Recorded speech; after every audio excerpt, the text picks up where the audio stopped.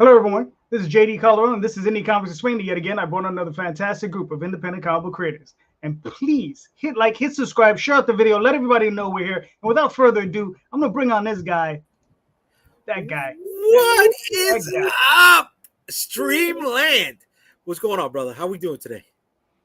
Doing all right, man. Yeah, You're hitting your DraftKings fantasy picks and all that stuff. You doing good? I don't even know what that is, but okay. Actually, I do know what they are, but I don't participate. Okay, wait. Let me rephrase that. You hitting all your crowdfunding picks, and they're all funding everyone that you picked to back. Yeah. Yeah, pretty much. Yeah, that's always for certain. Yeah. Good. Are any of the people that you've backed in a crowdfunding project on tonight? Yes. So let's bring them on, baby. All righty. So let's bring on this guy. He's our Coco, Mr. Timothy B Fling. Hey, that's me. I'm the co-host. I forgot about that, man. But let me tell you, I'm excited to be here. It's great to see Jay again. It's been a couple of months since we've hung out. And I'm excited to see I got a couple of my comic pals are here tonight. So I think I might be one of the few that doesn't have an active campaign, but I will tell you, I'm always promoting something. Always be campaigning is my motto. So I'm kind of hoping the conversation steers around a little bit to what I got going on, because we're going to talk tonight about losing your focus. And if there was ever anybody who was the poster child for losing your focus, that guy is me. Oh, Negative, doctor. We're running a race. Timothy. Right. I'll tell you that right now. All right. How you doing, Brandon? Please introduce yourself. Hi, I'm glad to be back here. I'm Brandon Starocci. I'm the creator and writer of Avalon Comic. We have our issue 6 campaign up and running right now. All right, very nice. And we have our first time guest, Phoebe. How are you? Hi, Please I'm doing well. Yourself. Sure. I am the co-founder and editor-in-chief of an indie brand called 123 Go Publications, and I am here to promote the 3rd volume of our Halloween horror anthology, 13th Moon. It goes live October 1st. All right, cool. And we got this guy who's just been dominating the comic book world. Please, Tom. Did JD Rosario just pitch the idea of fantasy Kickstarter, where we pick the Kickstarters and however much they make, that gets us our points for the month and so on? I 100% want to do that, dude. You think I'm joking with that? I want to do it like first round draft pick, Brian Polito. Bro, you know.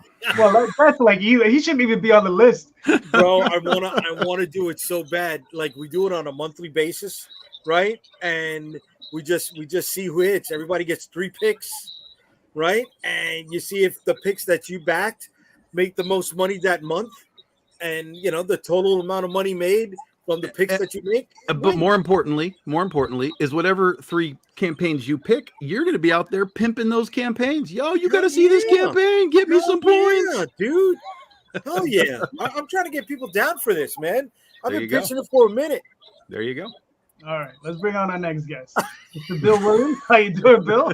I'm good. How are you guys? You're doing well. Please introduce yourself. Thanks for welcoming me on. I'm a veteran comic book guy, meaning I'm old, and I got my start as Keith Wilson's inking assistant on a series called Hammerlock that came out from DC 100 years ago. After that, I was running Lone Star Press, and among those, I was publishing the last of the indie stuff that Bill Willingham did before he went to go do Fables for DC. And that's my project now. I'm selling a newly colored version of a book called Blackheart and Valentine. And that's got a couple of 10-page stories and a 40-page story. And in color for the first time. And it wraps up in about a week. And it looks like I'm going to drag that bloody carcass across the finish line, even though I seem to have done everything wrong for this campaign. That's a win. That's a win, Bill. That's how we do it out here, bro. We grind it out. We grind it out tooth and nail to the very last minute. That's the last second field goal. That's it. Just get the win. There you go. Just get the win. That's where I'm headed. That's it. And just remember, believe it or not, Bill, we may be a bunch of goofs, but we're all here to help. Oh, I appreciate it. Thanks for having me on. So let's get down to the business. We got the show question. So the show question. how do you keep from losing focus, right? Because we all know lives are busy, day jobs or just other jobs, whether they be freelance or otherwise.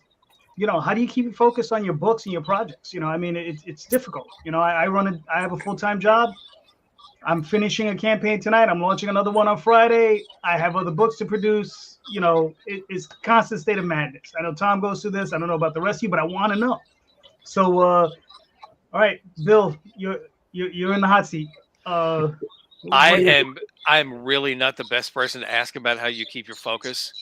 I keep track of things on note cards, what I'm supposed to be doing every day. And my note cards are a jumble of like 5 or 6 different projects. I literally have 5 crowdfunding things in the pipeline right now. Nice. I'm also volunteering for Austin Film Fest so I can get an awesome badge so I can go to all the panels and parties and stuff.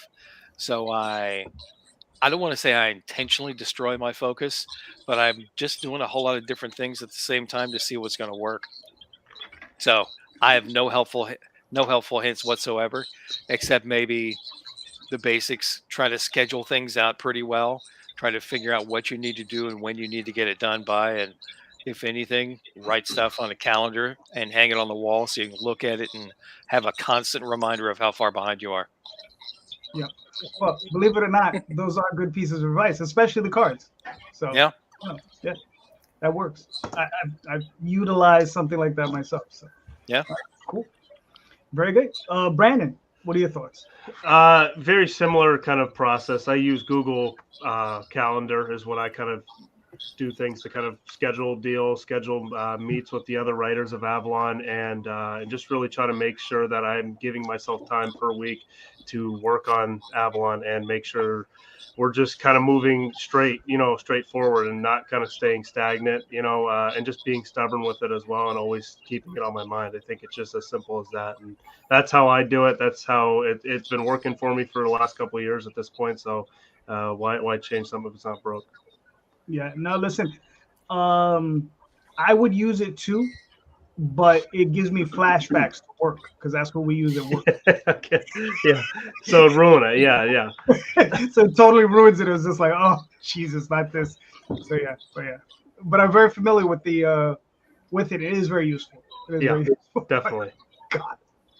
Anyway, I work at a law firm, so it's like, anyway. So Phoebe, what are your thoughts? How do you keep yourself focused?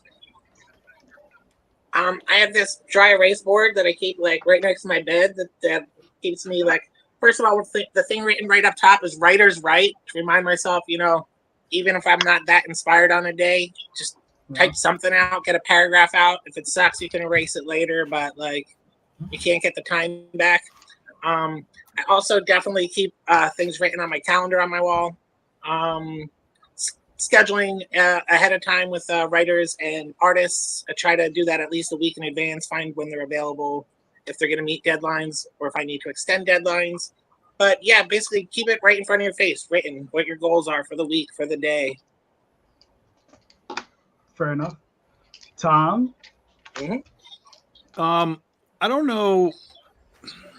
I don't know. This will sound like weird and like I'm patting myself on the back. I don't know that I really lose focus necessarily because I'm lucky enough that comics is really all I do. I don't have the 9-to-5 job and so on. Like anything beyond me making comics, I'm like selling comics. I'm buying collections. Like I'm deep in the comic book world one way or another, like all the time. So for me, it's more like it's less losing focus and more losing organization. And so for me, just like Phoebe, it's and I tell people this all the time too. It's put it on paper, man, or dry erase board. Make it so that you can look at what it is that you need to do. Like I need to write this script. I need to talk to this guy, whatever. So I have, and Big Dog Ink fans know, I have endless like lists of things, endless pads of paper that are, this is this Kickstarter and this is the Kickstarter that's after it. And this is, the stuff I'm doing for Dynamite and this is who I'm doing for this guy. So, it's just it's more of a, like, let's stay organized so that I can like mark it off. Like, okay, that part's done. What's the next thing? Mark that off. Let's get it done. So, I think the only time I kind of lose actual, like I'm not in it anymore is like when I go to cons. not the con itself, but like if the travel is a lot, because I drive to the cons, so it'll be extra days for me where I'm just sitting in the car, you know, listening to music or whatever, because I got a 2-day drive to and back and so on. So I can kind of drift off in those moments and just be like, look at the trees, man. Like this is a whole different world for me now. But you know, then once we get back, I have the lists, I have the pads of paper stacked up, and I can just sort of, you know, key myself back in. I hope you're not writing while you're driving. No, I am not like Rob Liefeld trying to show us how cool he is inking while he's driving and so on. Oh, gotcha. No. What a dick. That's crazy. Tim, what are your thoughts? Well, it sounds like we've reached a consensus already, which is that keeping written goals, right? I'm a written goals guy. We've talked about this a couple of times. What I do the first week of the year, every year, I write out the goals for the year. And then, of course, you break them down into categories, right? It's a Stephen Covey thing, the 7 Habits of Effective People. What you do is you break it down by percentages. Well, I got to 88% in January, and then I got to 76% in February. And pretty soon you can see an outline of what exactly is falling behind. So I would say I would do that for the writing perspective. And it sounds like we're pretty much in agreement with that, right? I also do what Tom said and Phoebe said. I got a dry erase board. You have your goals in front of you so you see them every day. And most sources say if you got your goals written down in a way that is visible to you, you're already 75% more likely to hit your goal. In my case, the goals tend to be based on writing. That's just something that I do, right? And it's not just comics. As you know, there's a couple of things going on. I'll be spamming you all about that shortly. But the truth is, what I do each day is I take from 10 to 12 or 10 to 1, and I just write. Like, I don't have the ability to write the whole day. And there's a lot of times, as most of us know, you might not feel inspired to write whatever you're working on, the latest script. So my advice then is do something else, you know, write your song or, you know, whatever your other writing project is, work on that. Don't try to force the square peg into the round hole, because you're not going to be satisfied with the result. Just write anything. So what I would say is have a dedicated time to the craft every day, no matter what it is that you're writing. And I have to agree with the others about the written goals. All right, cool. Jay, what are your thoughts? Fuck if I know. I mean, you know, as I'm saying this, I see that reel with Beetlejuice. You know what I mean? Fuck if I know.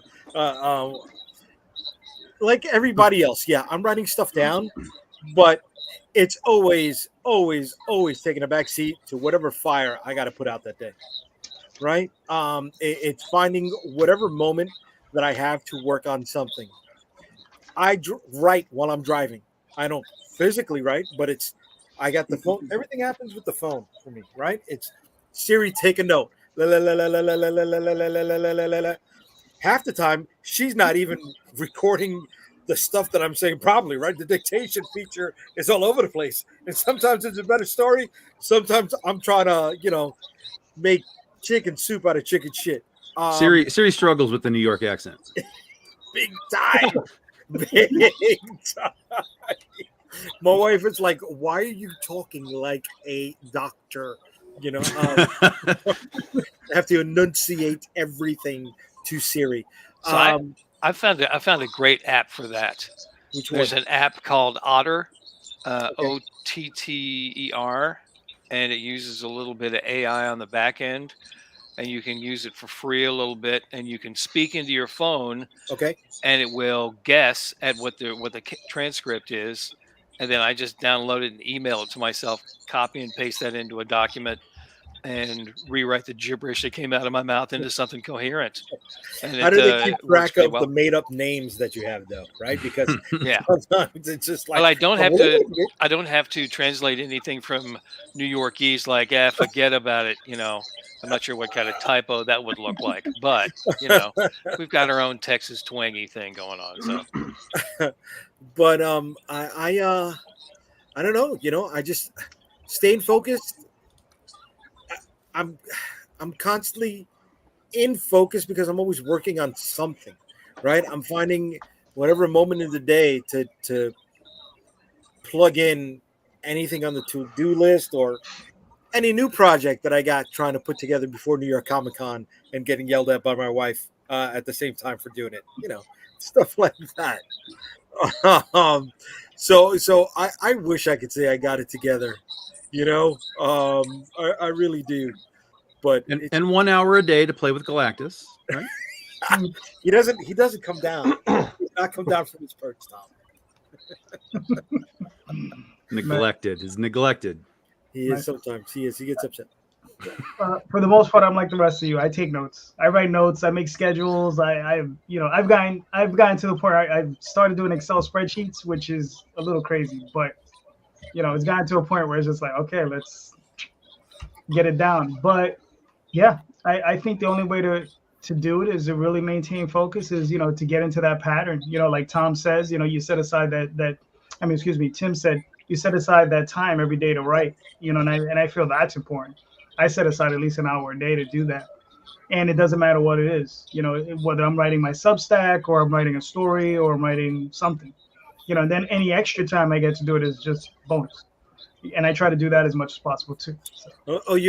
I added a Substack too, and 3D printing, and 3D printing's fun though. That's kind of fire and forget, It's kind of fire and forget until you have these crazy circumstances that I am working in to deal with a 3D print. I'm doing it in an apartment with 2 other people, and the fumes that come out of it permeate the entire apartment. So I have to do it on a balcony. Unfortunately, the sun cures the resin of the 3D print. So I can only do it at night, but here's the cold, right? The cold also messes with the resin in the 3D print. So I'm under like a makeshift tent on a balcony, sweating, crouching. It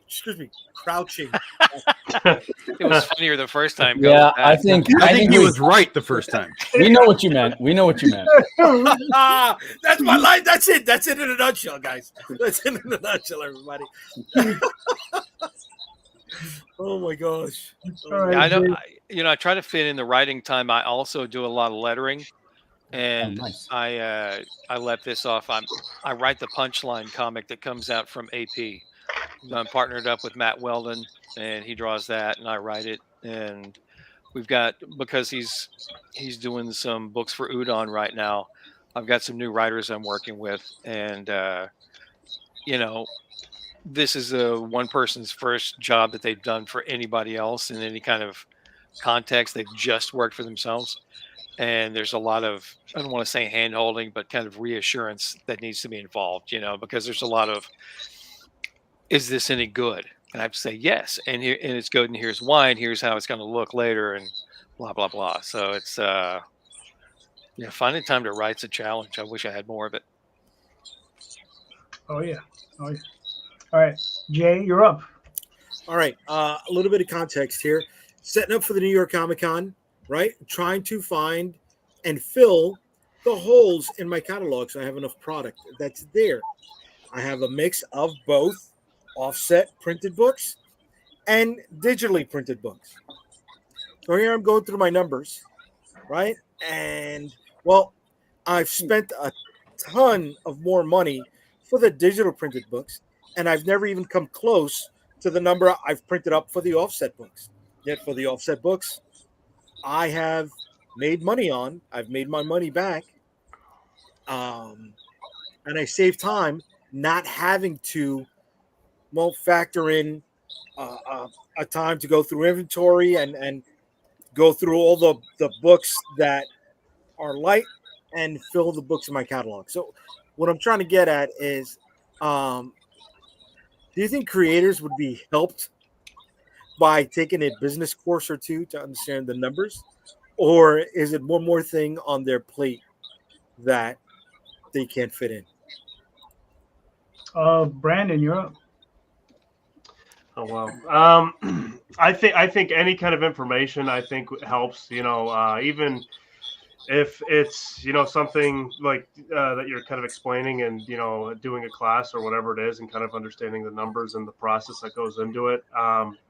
Again, for myself, I like to kind of listen to everybody's experiences. Like that includes everybody, even in this live stream right now, is just everybody's experience goes a long way with me. And I like to take it in and apply it into what seems to be best for my scenario. So just any information, kind of, taking any social media kind of advice and taking a class or whatever it is, I think it could help him, tremendously. All right, cool. Phoebe, what are your thoughts? Yeah, I think Phoebe? that'd be great. I mean, any education is definitely going to contribute to hopefully get you a little further along in whatever you're trying to accomplish. I could definitely use some marketing classes to do better on Kickstarter. If you know any freely offered ones, I'll take it. You're here. You've made it. Yeah, I'm here. Do you not hear me? No. What I'm saying is that we're the ones that do the class. We do this every week. We like basically all we ever do is go over Kickstarter. So yeah, if there's anything you want to know, you can ask us. I don't know if we'll be any help, but we'll try. That's all we can ever do. Thank you. I appreciate it. Thank you. Tom, what are your thoughts? I mean, anything that helps you think about this it depends on what you're doing, right? Like if it's truly going to be a business to you, then you have to understand some aspects of business. If it's just sort of vanity press, it's less intense. You're probably doing less anyway. Oh, I only need 10 books this time, and I need 12 books this time, so it's much easier. But if you're actually trying to turn it into a business, like where it's going to pay your bills and you need to have inventory on hand, and on and on and on, then yeah, you've got to understand some general business concepts of cost and ROI, return on investment, all that kind of stuff. It'll help you, just if nothing else, it'll just help you in the long run. When we're talking about all this organization losing focus, right? Like it's something that you have to deal with. So the more that you understand it, the better it is. With Jay talking about offset printing and digital printing is great because, hey, I only need 10 copies. Give them to me. We're done. Right. But if I want to have stock, then, look, I'm going to print 1,000 copies, and I can't do that digitally because the price doesn't really change. But if you print 1,000 copies offset at a different printer, you might go from $4 to, $2 and change. Let me throw this number at you, right? And this is based off of just today. Would you guys rather pay, and ladies, excuse me, would you rather pay $1.40 per book, which includes your shipping costs? Or would you rather pay $3.51 per book, and it doesn't include the shipping cost? Well, again, it depends, right? Like if I'm doing, for example, if I'm doing a con next weekend and I need 25 books right now, I don't have time to mess around with the other thing, because again, it's quantity. The price that you're talking about comes from quantity. It doesn't just happen. Correct. So you're going to be talking about overseas too with that number, I'm guessing. Exactly right. So if I'm just like, hey, my printer, I need 20 books and they're $5 a piece, just give them to me, and I will then mark the book up appropriately and sell it as a limited edition thing. But if you want to have 1,000 units, so that the next time you do a Kickstarter and the next time you do a Kickstarter and the next time you do a Kickstarter, it's already paid and you're just adding it in. And that's how you're selling books profit wise, which I do on my Kickstarters all the time. I'll have quick catch ups. Like, here's the last 3 books, get them all in one shot. Like, come and get them. Then it pays you to some degree. There's another level to this. It pays you to just say, give me 1,000 units and I'll hold them. However, you got to have a place to hold 1,000 units.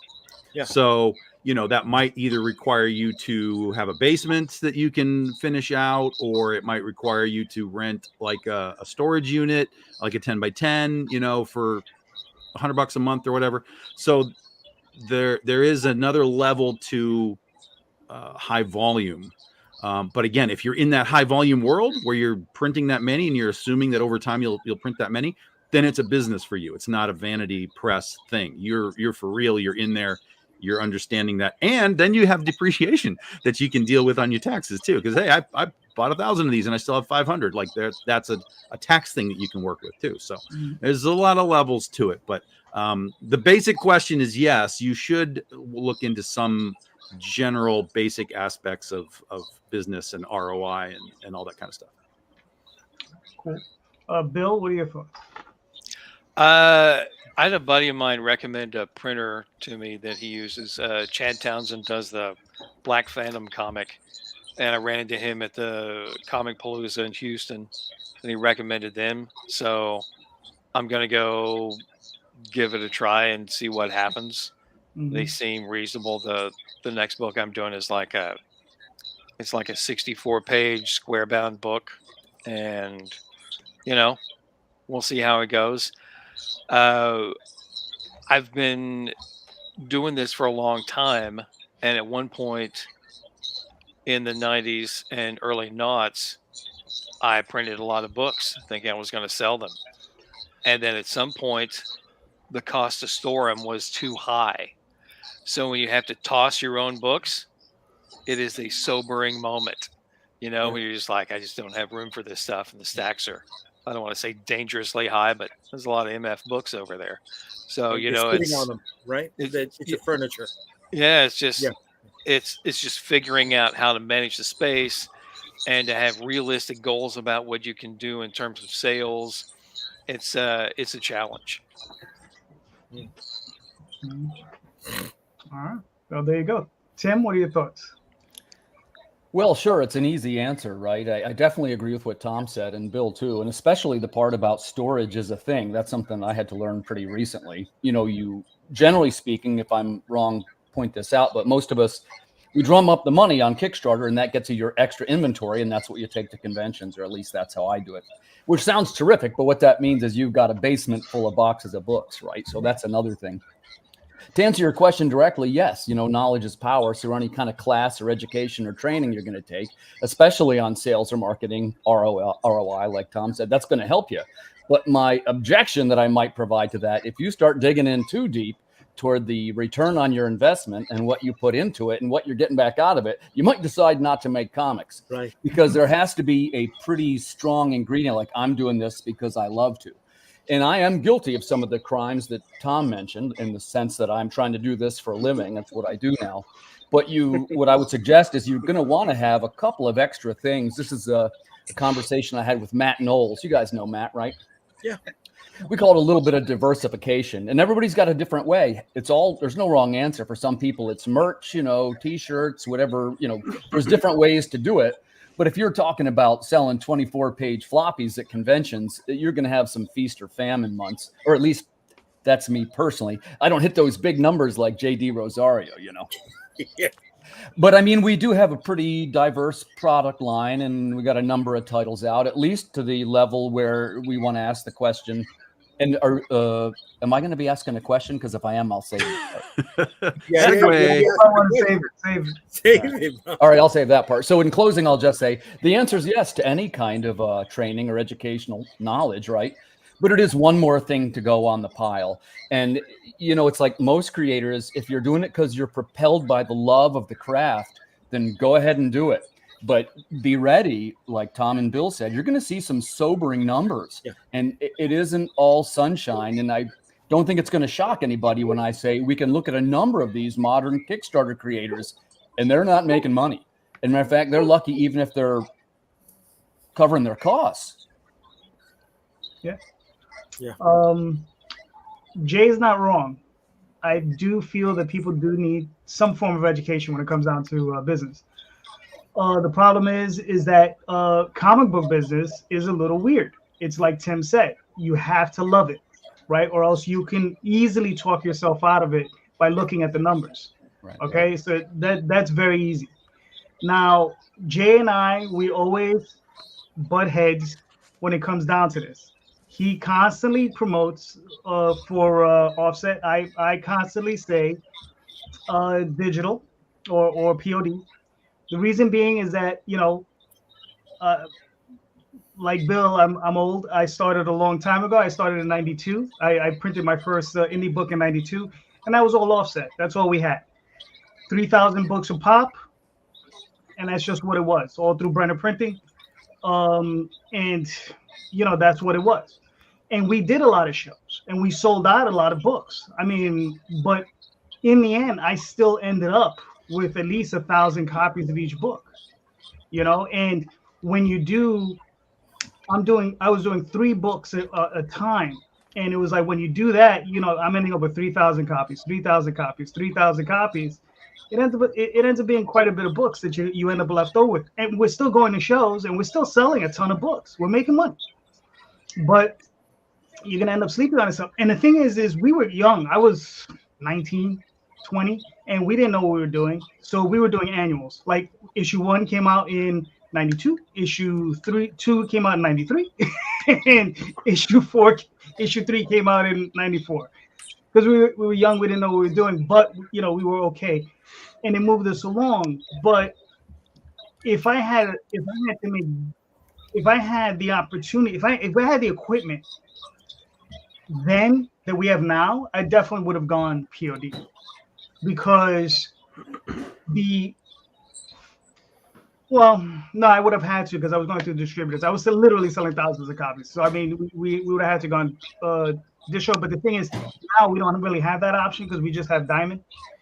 And I guess if you can get into Lunar, but most publishers aren't selling past 800 copies. And the thing is if you're just doing Kickstarters, it doesn't make any sense to me to print offset unless you're doing a lot of conventions every year. If you're doing 30 conventions a year, you're going to need the stock. There's a quick comment I'd like to add too, which don't forget, if you're reading about sales and marketing, one of the main things they tell you is called just-in-time production, meaning that the businesses that succeed are the ones that keep inventory razor tight. Like right. Now I'm going to disagree because it's what I do. I don't want to seem like I'm disparaging somebody else. I keep tons of extra copies, but if you go by sales and marketing, that's not what you're supposed to do. And you'd say, well, but then I'm going to sell out. And the answer to that is then you have the right problem. The right problem that you want is to be able to sell out. The worst problem is if you're, like Bill mentioned, you could potentially end up sitting on a stack of 1,000 books. Oh yeah, I've spoken to other creators. I spoke to one guy is in Texas, not Bill though. He had printed, I think he had a very successful Kickstarter. He printed something like 5,000 hardcovers, but he only sold a couple of thousand, and he's still sitting on 2,000. And I know another guy in Jersey. I don't want to mention his company's name, but cool dude. He was printing fantasy art books, and I think he was selling upwards of like 30,000 copies of these books, and he printed 50,000. He says, "Do you want a skid?" He would give it to you. That's how many of those damn things. And he owns a warehouse. He owns a farm. He has a warehouse. He says, "I got skids of these things." Right. There's certain other intangibles that need to be applied here as well. Saving time, not just money, right? The cost of paper going up in between the time of the last order and today's order. But here's the thing, Jay. There are going to be some things that work for you that are not going to work for others. Of course. The thing there's that no one right answer for everybody. For us individually. Yeah. So there you go. Yeah, I can't say that what worked for Tom works for me, or what works for me was going to work for Brandon, or what works for you is going to work for Bill, or Phoebe. It's not always going to be the same. You pick and choose what you can. It's just here I am, look at the cost of paper going up, kicking myself in the ass, right? Saying that's money I could have saved, and that's money I could have already have spent, and that's time I could have saved to do something else or spend that time with somebody else. Right. So for me, that intangible is of value. So, all right. I ordered 6 books, 100 books each. Okay. $3.55 a pop plus shipping. What the frog? You know what I'm saying? I'm not going to make money on that stuff. I'm not. But I needed to fill the holes and the gaps of the other stuff that I do have that is offset printed. Right? Where I can't make the money on it. But the thing is, if you're not going to make money on it, why order so many? Why not just order 10? Because when I'm doing now we're talking about how I do things at cons, right? If I'm selling 1, I can sell 4, right? But I can't sell 4 if I'm missing number 3. Fine. But the thing is, if you just said you're not going to make money on it. On that, but when you bundle in all the other ones, right? So I got 3 books at $1.40 or less at that time, right? And now I've got the other one at $3.55. I'm selling the whole bundle. Let's say I'm throwing it even at a discount. I'm selling the whole bundle at $15. Oh, no, I got you. I got what you're saying, Jay. But I'm just saying, I'm still making money there, bro. So all right. You just said you just contradicted yourself. At one point you're not making money. Now you're making money. Which one is it? No, I am not at all contradicting myself. You are contradicting. No, I've played the numbers out, dude. I'm playing the number game on this.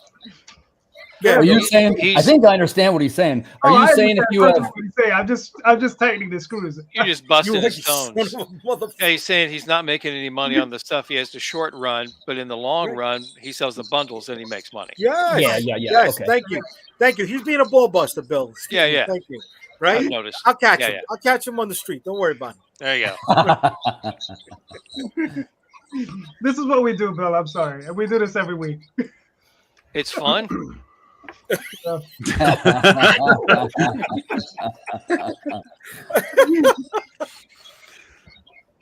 All we gotta right. get All right. our I'm done. I'm done. Let's go. Who's next? What do we got? Timothy. Go ahead, brother. And this Please. part is a question. Yes. Yes. Yes. Go ahead, Phoebe. Got some, Dad? Oh, he said he was done. I was just gonna say I do everything print on demand. I print through Kablam, Indie Planet, and so even my Kickstarter. If my Kickstarter sells 100 copies or 80 copies, that's all we print. Or I'm also gonna wind up selling some copies to my artist. I pay for that, whatever. But yeah, they actually even do. If you send them the addresses of your sponsors, then it only gets shipped once. It's not like they're shipping me 100 and then I'm repackaging it out to people. They send it directly to the people who support us, and that definitely saves time and money. Yeah, that's a good way to do it. Yeah. But you're saying that you're sending to your artist. Awesome, right? I would not want to be sitting on 500 copies of the book. But you know what? I don't always do the conventions with my collaborators, right? So if I could send them a case of 100 books, well, if I'm not paying them top dollar, they can make that back at a or something back at a convention with the comp copies that they got. You send your artists 100 comp copies? If I'm offset printing, why not? Damn, I got to work for you, brother. I think my last guy I sent 10. I mean, I think it's the right thing to do. Nobody gets 100 comps, Jay.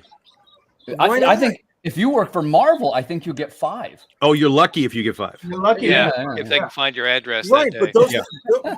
but those guys are not selling it at the table when they're The doing takeaway here is we Yeah, need to they get do. hired by Dee Have you not met Rosario. artists at a Comic-Con? Of course they're selling cops. Really? Of course they do. Yeah, sure. Yeah. Now, again, they only get a handful, so it's not like they're there forever. But when they go to the con and they're like, "Hey, I've got 10 of these Spider-Mans," they're selling their Spider-Mans, and out the door they go. Yeah. Okay. No, 100 copies is like wildly, crazily insane amount of comp copies. Like, yeah, I got a business. Excuse me, I don't have a business background. Yeah, I come from a It retail. shows. I mean, I'm pulling you like I'm pulling No, you. you're right. And Calderon and I always argue over this point, right? And we always argue over shrink. And my when I was taught shrink, it was always at a 10% variance. And shrink is going to be your copies that are damaged, your copies that are going to go away on sale or 2-for-1s, and your promo copies, right? So right off the top, 10% of my order is going into shrink, whether it's my deals, whether it's the comp copies, or it's the promo copies, right? Or it's when I do a panel at a convention, I drop a book on every seat before I speak to people, so that way when it's my turn to speak, they can pull up the book that I'm talking about, right? That's kind of cool. Yeah. And hopefully now my cost of acquisition per customer is probably $1.40 per customer, or less from what it was before. If I can jump in, I would advise dropping maybe a trading card with a QR code for maybe a small 8-page preview of your book. So then that way they actually buy your book, you make some money. Right.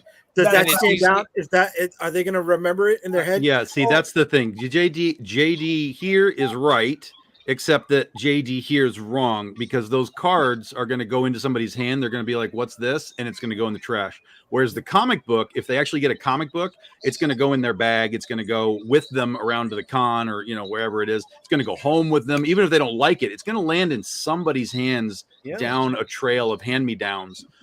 So we do free copies at cons for some of our basic books, and we've done stuff where it's just a handout. Here's a flyer, here's a thing, here's a whatever. But invariably, you can see when you give somebody like a flyer for something, they don't give two shits. Yeah, But if I you're think- like, hey, do you want a free comic? They're like, what? Huh? Really? Here, Yeah. take this thing. Right. Bill, Bill, what what do you Well, got? Bill? I think that there's a cost issue there too. Okay. You know, if you print up some business card size things with a QR code on it and say, go to this site, download the free comic. This is the kind of stuff we make. It's low cost for customer acquisition. It's also low risk. You know, you're Yeah. talking about printing up business cards, which costs bullshit, Um, right? As opposed to giving away free copies. how about a middle ground? You put your Shoot. Go ahead, Phoebe. Phoebe, were you going to say something? Yeah, What's yeah. the middle ground, Hit Phoebe? it. What was your middle ground? or how about you give out stickers? Stickers could have both the QR code and a cool image. No one's gonna throw out a sticker. I know, but there are conventions, at least here in New York, that don't want you to use stickers because they don't want to peel it off of the bathrooms when the con is over. Good idea. I used That's to just New York whining. Don't listen to him. Don't listen to him. That's New York whining. Where every convention in the planet has stickers on it, and I'm it's not saying they don't do it. Not a terrible idea, because you are right. At least it's a thing that they'd look at and be like, oh, that has some weird value because it's a thing versus just a rectangle piece of paper. So yeah, there's some. And like I said trading card, because I find that people collect those. Sure. You know, at least I do. You know, I mean, I get business cards. Those I chuck away. I see stuff. I've seen every concept of giveaway sitting on the floor by trash cans at Comic Cons. So I've eliminated giving away. I don't even do business cards anymore. When someone asks me for a business card, I'm like, you see the banner? Take a picture of it, put it in your phone, and it's got the website on it and then an image and so on. I'm like, this is how we do it now. So you know, QR codes are still great. Like you should have a QR code like at your booth so that they can like scan it and it takes them to your linked tree or whatever type of thing. That for sure you should have. That here, hit my thing. But as far as like giving crap away, people do not care what you're giving away unless it's something like truly tangible. And if you're giving away a book, that's something far more tangible than a card or a sticker or whatever else. And like in what Jay's talking about, if you're printing a couple thousand copies, you're planning to give away 400 or 500 copies of that kind of stuff. So that's part of your budget in that regard. That's like your marketing budget basically is like, hey, I'm going to take 500 of these and know that they're going to go away in some capacity. And talking in panels and putting them on chairs, that's fantastic. Thank you, Tom. So now, I just had a quick question too. Where's that? How do you make that money back? Like that money lost there in the marketing aspect and giving away free books? Well, for example, if you just as a very simple example, if you do a Kickstarter and you know that you're printing an extra 500 copies, right? You try and make your Kickstarter fund your entire print run, whatever your print run is, and if you know within that print run you're going to throw an extra 500 in there and it costs you, I don't know, another $500, whatever, you try and create your goals to be like, okay, I know I need 1,500, but we're going to try and get 2,000 because then it's all paid for within that capacity.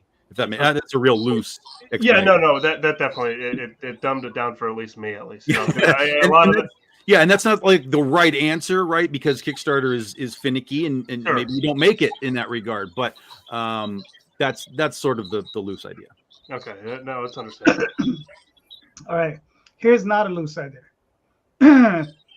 So, Brandon, what do we got here? Do you want me to play this video? No, you don't have to. It's kind of a quick put together video of explaining what the Kickstarter already says. So, we'll be going through it no matter what. So, okay, so talk us through it. Yeah, so obviously this is the final chapter of season 1. We've come a long way in finishing this first arc up of Avalon here. And obviously for people who don't know what Avalon is, it's a post-apocalyptic zombie story that follows the Castle family. We are follow this whole family rather than, kind of going down one main protagonist's hero journey. It's the whole family that we're following. We focus on mental health and real life physical issues that people deal with on a day-to-day basis. Medications, people see therapy and all that stuff as well. They need these kind of avenues in life. Now, what happens when you strip all that stuff away immediately? So that's kind of like the premise of what Avalon is about. And we we finally came to season 6, the finale of season 1. All right, cool. And then the artist on this is actually pretty good because I remember the last time he came on. It looks like he's gotten even better. You said he was a young guy. Yeah, I think he's about my age, maybe a couple of years younger than I am. Yeah, he's Dimitros Nastos. He does an amazing job. He's from Greece. He's been with us throughout the whole project so far, and you could just see the evolution each time an issue comes out. If that's simply just the art style, or if that's the panel layouts and all the or the coloring, the inking, all that stuff. He just finds a way to kind of get better as time goes on. Nice. It's funny is like because it's very McFarlane-esque in its look, and it's not exactly you would think it's easy. It's not an easy style, to do, I mean, in my opinion, art in general, anybody who does art, kills it. You know what I mean? Art is a hard thing to kind of perfect, and then having a style is another thing as well. Because I am capable of drawing. I don't have a style. I can only do one-dimensional kind of deals.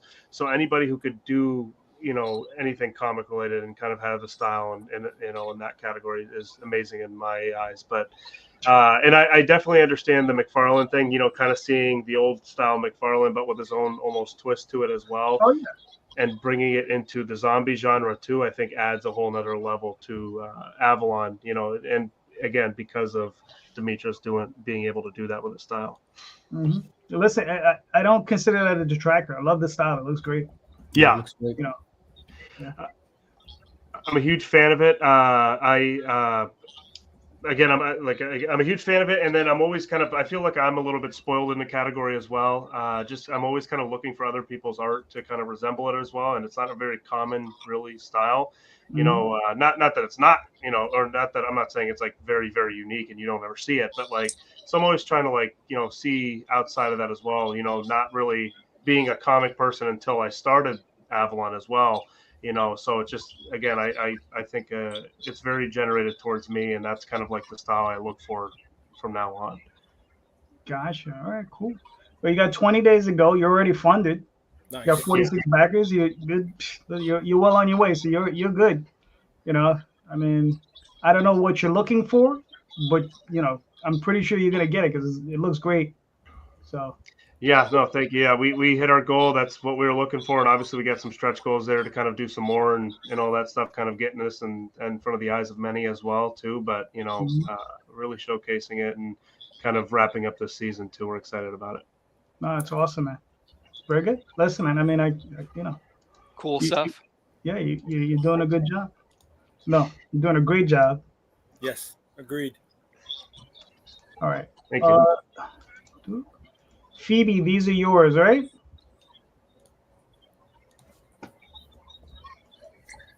I will see. Yes, those are my books. Cool. So let us know. What are we looking at? That is on indieplanet.com. Mm-hmm. That's a bunch of comic books. Those are the first 2 copies in the number 1 and 2 books right there are the first 2 volumes of the book that we're pushing in October. 13th Moon, volume 1 and 2, and then volume 3 will be out soon. I just got a preview of the cover tonight. It's going to be awesome. And then there's a whole bunch of other books that we put out, and it's all print on demand for ordered, available there. Nice. We have a variety of genres that we write in. Trouble over there, the purple lady jumping out of the moon, that superhero kind of story. The last one is called Viking Saga of the North. That was our last Kickstarter. The one at the very bottom, that was our last Kickstarter. Sidereal Apogee there. Yes, Vikings. That one was a lot of fun. Our last successful Kickstarter. And that's my short story collection, is the one that isn't a comic book. That's also available there. Yep, that one. Superliminal Latency. That's 17 short stories. Superliminal Latency, yes. It is a 17-story short story collection, mostly horror and sci-fi. And it's about 280 pages. That's 20 years in the makings. There's some stories in there that I wrote as long ago as like 2003, and some as recently as like 2019. But yeah, that was a lot of fun to put out. But yeah, the very first two is the ones that are in the actual series that we're promoting right now. It's our horror anthology. Cool. Let me pull up this other thing now. Feel real. Yeah, I think I sent you the pre-launch page for our new Kickstarter as well. Yeah. And what platform are those on? Oh, that was Indie Planet. How do you mean? That's Indie Planet. Yeah, indieplanet.com. Okay. Yeah. And that is our pre-launch page. Anybody that has the chance, please press to get notified. That helps the project and it costs nothing. But yeah, I thought that there would be, I've never really done the pre-launch. I thought that you'd be able to see my rewards too. I guess you don't. No. Yeah, no. Yeah. Just the thumbnail. Yeah. Sometimes you are though, right? Is there something you got No, to do? no, to get that? it's just No, the thumbnail. the only thing it does now is if you have a video, it'll let you play the video. Oh, So does it? I didn't even know that. Yeah. Because when Marvin okay. Wynn had his pre-launch page up, there was a bunch of details underneath it. Yeah. Unless they pulled it back. Unless it could have been beta and they're working on it. Could have been. Okay. I guess I'm gonna have to go back in and edit that. Because yeah, I think you can put more stuff in it. I remember, yeah. But in any case, that one will be live on October 1st. Nice. Cool. So are you the writer, Phoebe, or just a publisher? What are you doing on this? Okay, so I wrote one story in this book. My story is Trouble versus Cthulhu. Trouble is my 24th century or 25th century superhero comedy character, and she is drawn by the artist that did that thumbnail right there, and that's a 10-page story. The main story is a 16-page story about that character you see right there, who is Lucy. She is a metal band guitarist and lead singer, and she's also the daughter of the devil. In volume 1, we told the story of her escaping from hell and joining this band. And in volume 3, we brought her back, and this time they're fighting vampires. So her and her metal band versus some vampires. Very nice. All right, cool. So you said October 1st. Yeah, those two stories are horror.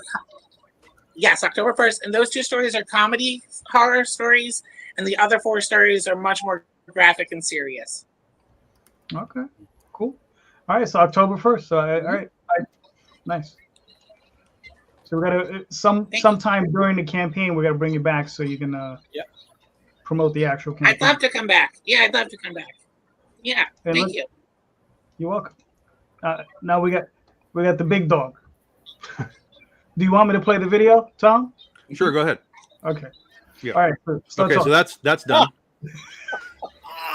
You know, remember when he was excited from using CapCut for a video? What happened? For like 3 days. Yeah. Like, yeah, this is pointless. So this was an experiment that we did, guys, and this actually fits into kind of what we were talking about today because the primary purpose of this whole thing was to sell our backstock books, trade paperbacks, and so on. We called it the book fair. We're back in September, so we called it the back to school book fair. There are some new variant covers and stuff, like just some fun stuff for the collectors. But the bulk of the campaign is giving these customers the ability to dive into like the complete back catalog of all of our books. 5 volumes of Critter, 5 volumes of Legend of Oz, 4 volumes of Penny for Your Soul, and so on. I didn't really know how that would carry, to be perfectly honest. I kind of assumed this is only a week-long campaign. It ends tonight. I kind of assumed we'd land somewhere around 5,000 after the first week, and we're just about hitting 7 tonight as we wrap up. So I'd say it's been a good success, and we've moved through now a whole bunch of these books that have been in our inventory for a while, and now all these people are buying. Here's the best part of this: is when they're buying trade paperbacks, they're buying it to read it, because you don't really collect trade paperbacks per se like you do the floppies. So it's great. It in my brain, this worked because we have filled readers' collections with stuff for them to read that we can now hopefully bring them along as we do our regular issue Kickstarters which we'll be doing the next one in October for the next issue of Critter. So I did go into the warehouse. I pulled out some of our some back issues as well, various limited edition stuff that we sold a whole bunch of this as well. So that's been great. So yeah, so like I said, it was a pure experiment, and I'm wildly happy with it. Very good. Listen, looks good, man. Congrats, Tom. Yes. Yeah. Way to go. Looking good. So that's why you want to have some backstock, because you never know when you're going to be able to use it, and in some unique ways sometimes. Mm-hmm. Fair enough. But so when you launching Critter again? You said October when? Critter is October 13th or 14th, whatever that Saturday is. We'll actually be down at Big Texas Comic Con in San Antonio. 13th. I'll be there with Nia Rufino. 13th. And we'll be launching it at the con cool. on that Saturday. So we're going to kind of promote it and push it and talk about it Friday. And then on Saturday, anybody that comes to the booth and pledges to the campaign is going to get a free mini print by Nia Rufino for pledging at the con while we're there. And then they can go get it signed and meet her and do all that. Very nice. All right, cool. You got you got another 3 hours. So there you go. So jump on 3 more hours. 11:45 Eastern tonight. There you go. Jump on while you can. Sorry, I still need a producer. I've gotten a little bit faster, but still. All right. Bill, you want me to play this video? It's like a music video, but with comic book panels. So sure. All right, play it.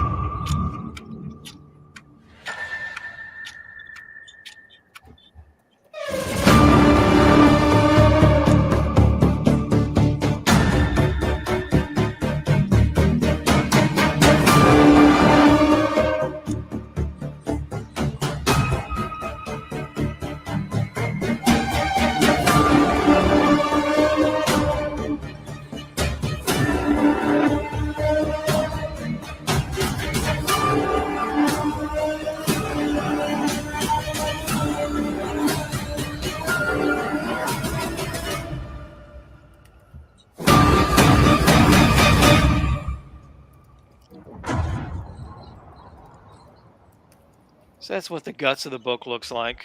There's a bunch of random panels in there. Very nice. So it's been creeping its way towards victory. Cool. So I've really embraced kind of treating the add-on section like a digital spinner rack.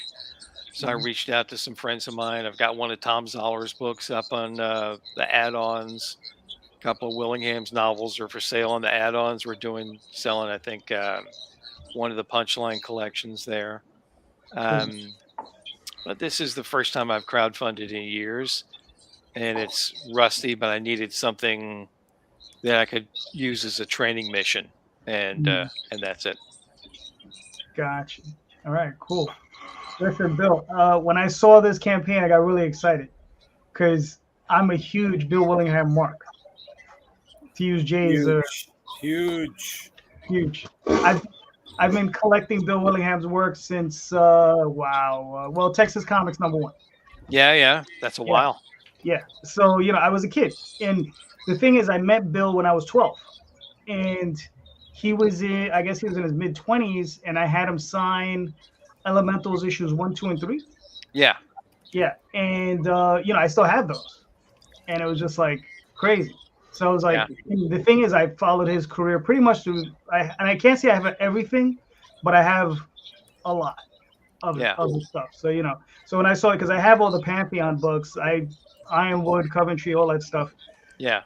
And he has so much stuff. Like I know Pantheon, you released the first issue, the first trade in colored, and I'm hoping we can push this one along so we can get the second one in color.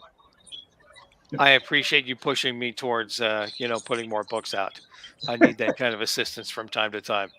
I was in a studio with Keith Wilson and Bill Willingham for a year or two, and while we were there, we finished up the Hammerlock book there.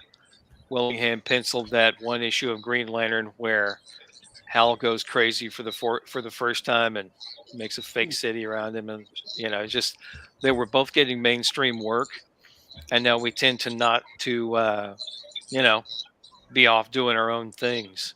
But he was somebody that I had to have a conversation with because we created the Pantheon book together, and I inked Bobby Diaz over the Blackheart stories that ran in a separate comic. I had to reach out and say, hey, here's my idea. Here's what I'd like to do. What do you think? And he was on board with it. And if I can take a minute, he said, do you know what Gerhardt's deal with Dave Sim is over Cerebus? I was like, no. And Willingham's big buddies with Dave Sim. And he said that Sim told Gerhardt that, hey, you own Cerebus 100%. And I own Cerebus 100%. So, go with God, go take that 100% and go make something cool. So wow. We've been working in that kind of format, and it's worked pretty well. And I hope that this would launch better and do more, but it hasn't. It looks like it's going to finish out. I was hoping that I could spin that into a new Blackheart and Valentine book. And I talked with Willingham about writing that, and he read some stuff. And he's happy with it. And I said, well, what do you think? He goes, this is awesome. I want to see some more. I said, well, let me see what I can put together. But it looks like that'll take a little bit longer because we're just going to cover printing costs with this. Right. And we're probably going to do a release through Antarctic Press sometime later next year, like towards summer next year. Cool. So we'll get a bite at the apple when the comics go through the direct market. But it's not quite enough to get the ball rolling on a new series the way I want to do it. So we'll see. We'll see how it goes. I'm pretty optimistic when it comes to this stuff, and I really enjoy writing these characters because they're kind of dysfunctional. So it's fun. Gotcha. All right, cool. Listen, I'm looking forward to it. Like I said, I saw this, I got really excited. I was like, ooh, all right. Yeah. It's a bunch of stuff that didn't see much light of day when it came out 20 years ago. Right. And I'm hoping it'll get a little bit more now. I know that we'll be repping it, selling it at shows, and we'll see how it goes. Yeah. Listen, man, it's awesome stuff. It was great back then. It's still great now. So. Thanks. I didn't expect to see it in color.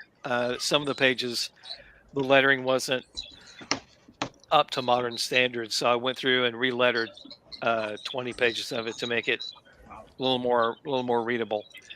And it's one of these passion projects where I just decided I don't care if I make money or not. I'm just going to go effing do this. So we'll see how it hits when it comes out. Gotcha. All right, listen, man. I'm gonna push it as much as I can push it. I appreciate the help. Thank you very much. It was part of my Substack last week. Oh yeah. Yeah, there's a guy. There's an Elementals. There's a guy doing like an Elementals fanzine. Do you know? Oh, I didn't know about that. All right, I'll send you his information. He's actually coming on next week. So if you guys might be able to do some cross promotion, he might be able to help. You might be able to help each other. That might be cool. Yeah. Mm-hmm. So I'll send you his info. So. Yeah, send it my way. I know that Bill had written that stuff off a while ago, but those are his stories to tell, not mine. Right. No, I got you. All right, Mr. Fling, what do we got? Hey, that's me. Yes, sir. That's my YouTube channel. You want me to walk you through it real quick? Yes. We'll make this awesome. one brief. I don't have an active comic campaign at the moment, but I have dived headfirst into the world of podcasting. Maybe some of you guys know. Many of the people in this room have already been on the show, but we run on a weekly basis the Creative Cranium, which is a podcast that teaches creators the ins and outs of the comic book business. And I say this in the loving sense, not because I think I'm so smart or that I know what I'm doing, but that I have made so many of the mistakes that you can learn directly from my errors. And really the theme of it is we invite a panel on not too dissimilar from the one we have tonight. And it's a topic, and we sort of analyze it and we see what might be some best practices, all the way from things like marketing, how to save on printing, how to save on shipping. A big one seems to be how to attack social media. And we now do 4 things. I'll just briefly mention, we do the Creative Cranium. That's 3 times a month.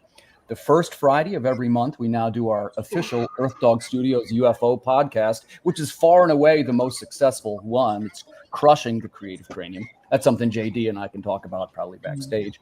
We also do the Holden's 11, which is a list show where we argue about 11 items from pop culture. For instance, we just did the top 11 twist endings in films. That was relatively fun to make.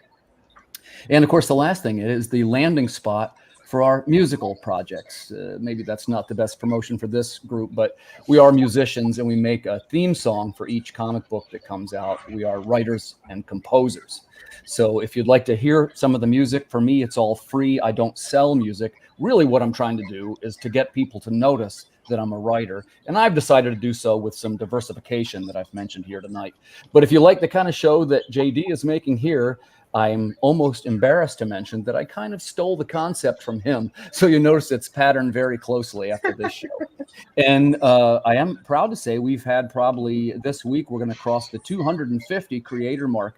That's 250 separate creators that we've represented on the Creative Cranium. And man, thanks to also all the fine people in this panel. I think just about everybody in here has been on it except for Bill. So Bill, please consider this your open invitation if you ever want to come on the air and talk about what you're making. Send me a note. Yeah, I will. And it's I think you'd like it. It's a lot of fun. And I usually don't do this large of a panel because it sort of clicks around a little faster. We usually do 3 or 4, but I've learned a lot from it. And really the theme of it is I invite smart people on and I try to pick their brain about what's going on. I remember the first time we had Tom on, it was all about the marketing. And because of course he at the time, he's still crushing it now, but he was really nailing one of the campaigns at the time. And we had a terrific time going through the questions, and legit, I learned a lot from these broadcasts myself. And it's one of the ways that I try to learn and grow as a creator. So thank you, everybody that's been on it. It's been a great honor to me. And if you are interested in music at all, I realize we're mostly comic makers in here, but it's also the repository. It's where all the soundtracks are for the songs that we made. And for about the past 2 or 3 months, a couple of you know this, we've been working behind the scenes on making this album, right? And what they are, they're monster-themed songs. It's the atomic-powered super monsters. It's going to be a band that we're launching next year. And the concept is it's the 1940s Universal monsters. And that's like a little bit of a twist on each one, right? Like the Mummy is a female and Frankenstein's like a hippie. And they all play an instrument. And then they're going to release this soundtrack album. It's going to be 8 songs total. Really 6 of them are done. I still got 2 more to go. But that'll be likely February or March of next year. And you'll be able to get it on a vinyl, on a CD, or a digital download. We are going to skip cassette. It is fun to make those, but nobody has a cassette player. So like I say, it is actual music that you could listen to. And by the way, it comes with a little comic that tells their origin story and that kind of thing. I sometimes ask the question, do the comics promote the music, or does the music promote the comics? And I don't know the answer. Again, it's one of the things that we're attempting to do. As all of us know in this room, it's hard to get noticed in the comic market. So you got to try and, in my case, I've got to try and do something different, right? And that's one of the ways we do so is by attempting to become music producers. We talked earlier tonight about, hey, would you go to a marketing and sales and business class? I certainly would, and I've actually had a couple of them. I got a little bit of a sales background. But the truth is, what I need to learn a little bit more about is music production.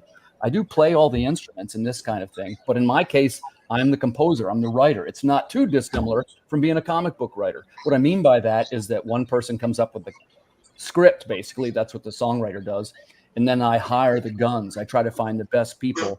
Like I'm working with one of my childhood heroes on the bass, and we got some great guitar players and drummers and all these guys who, speaking directly, are much better players than I am. And then we have a producer, of course, who makes it sound really masterful. And I'd love to hear any feedback if you guys ever would like to give it a listen and let me know what you thought.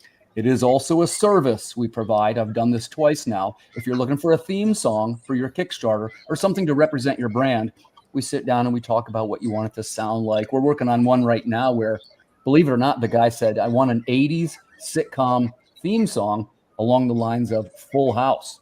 So currently that's what we're doing. And by the way, this is a lot of fun. I love musical challenges. It's something that I get a big kick out of.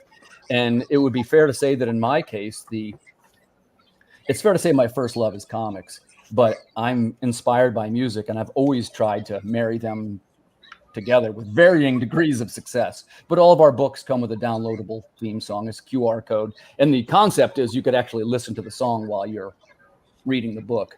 But, you know, the biggest challenge, in my opinion, and of course, like somebody said earlier, it might have been Tom that said this, there's no wrong answers. Everybody wants to try something different. But the thing is, how do we get noticed in an increasingly competitive marketplace? And the truth is, now as writers and creators and artists and musicians, now we've all got AI breathing down our necks, like the sword of Damocles, right? It's right behind us now. It's no longer hypothetical. So we got to come up with something and fast that's creative, original, and noticeable. So in my humble attempt, it is this, which is my YouTube channel, which what do we got there? It's like 324 subscribers, so I'm still in the upswing. I realize some people have hundreds of thousands of subscribers, but for me, that's actually pretty good. We got a regular viewer base that shows up every week.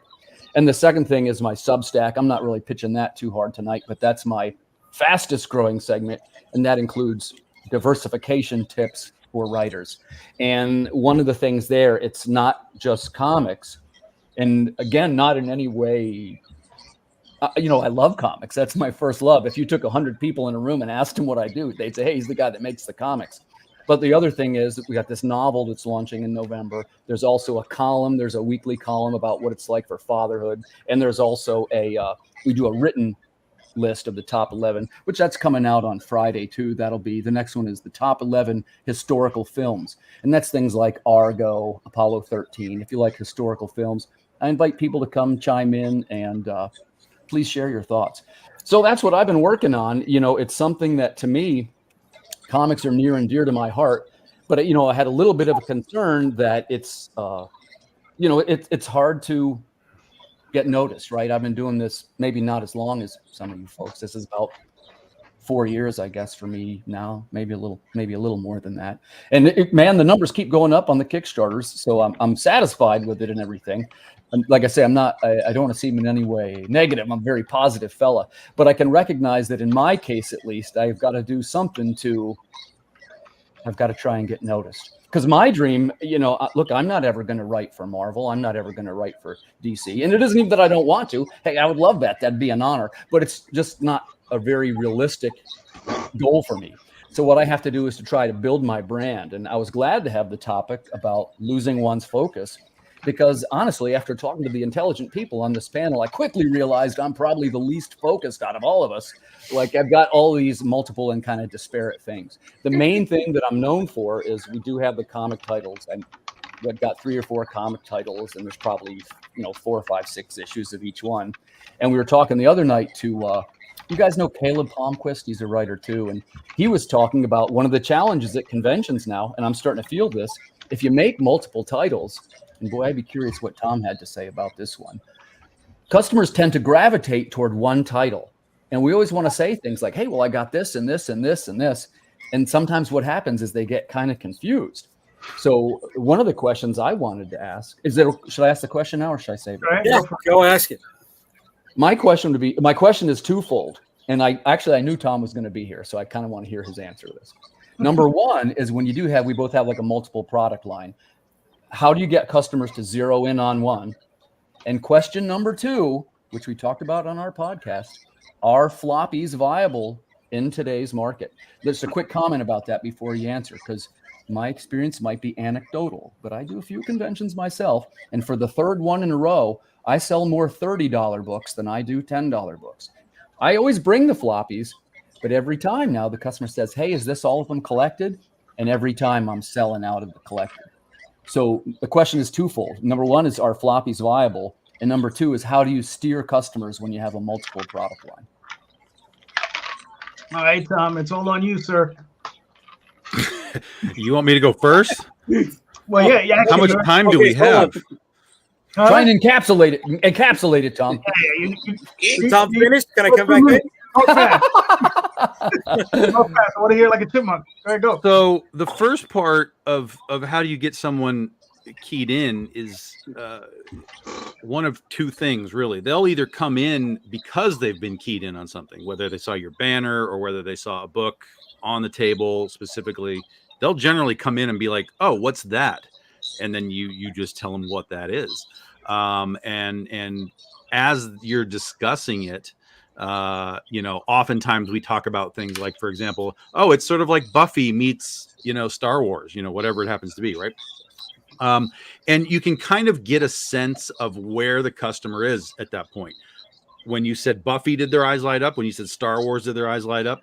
And if they did, then you've got them there, and you might be able to direct them to something else that might be sort of tangential to it. I also do a sci-fi book, blah, blah, blah, blah, blah. For me, it's been a weird mix of things because, like I said, most of the time people will see a banner. Hey, what's that Legend of Oz? Hey, what's Critter? Tell me what that is. Here it is. Here's the pitch. Go. I will occasionally get people that just literally want a museum tour of the table. What's this? What's this? Tell me everything, and then we'll just come back to the one thing they want anyway. But at least you're engaging the customer through things, and maybe even if they buy one thing, you might have caught their interest on other things. So I don't think that there's like a way to direct them necessarily, unless you're talking to them and you can see that the interest is either waxing or waning, right? And then if you're like, oh, they're clearly not buying this, but maybe if I move them to the left, we might have them.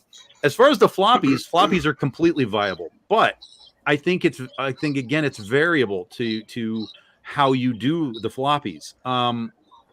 Because the floppy is inherently collectible, right? Which is why these things have a single print run and then they disappear and then the collections come.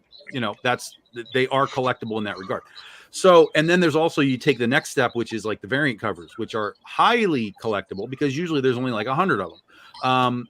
But I think a lot of it depends on the audience that you are either trying to attract or are attracting, because a lot of collectors don't give a damn about big books, hardcovers, or trade paperbacks, because again, it's not collectible. They're collecting it for the limited edition aspect of it, or they're collecting it for the art on the cover. More specifically, I have said on these shows for a long time that art right now is sustaining the comic book industry, because there are more than enough people that will buy multiple covers of Batman and Spider-Man and want to grade them and go through that whole process of this. But when you grade it, what do you got left? You got the art. So the art is supporting comics. And if you want to go into the floppy variant world, that's a whole different world than the floppy reader world, which does still exist, but it still, again, has the collector sort of attachment to it. We do floppies in the old way, right? It's sort of lost leaders. You do the floppies to get yourself to the trade, and then you sell those trades and hardcovers, on and on and on down the line. Just like my book fair thing. It's like, I have these, I printed 1,000 trades. I can now sell these indefinitely. They are evergreen products.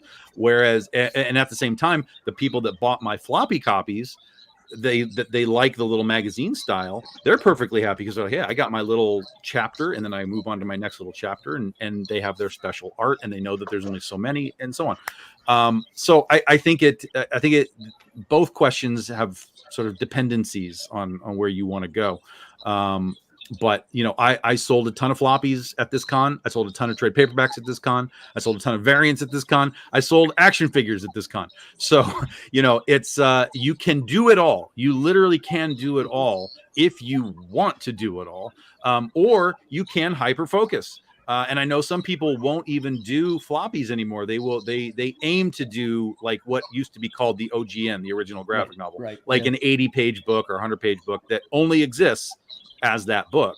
And I think that there's a viability for that too, except the problem with that is that there's a hell of a lot more money being put out before you actually even get to print. Or even if you're doing a Kickstarter, if you're doing a 100-page book, that's the equivalent of like five floppies.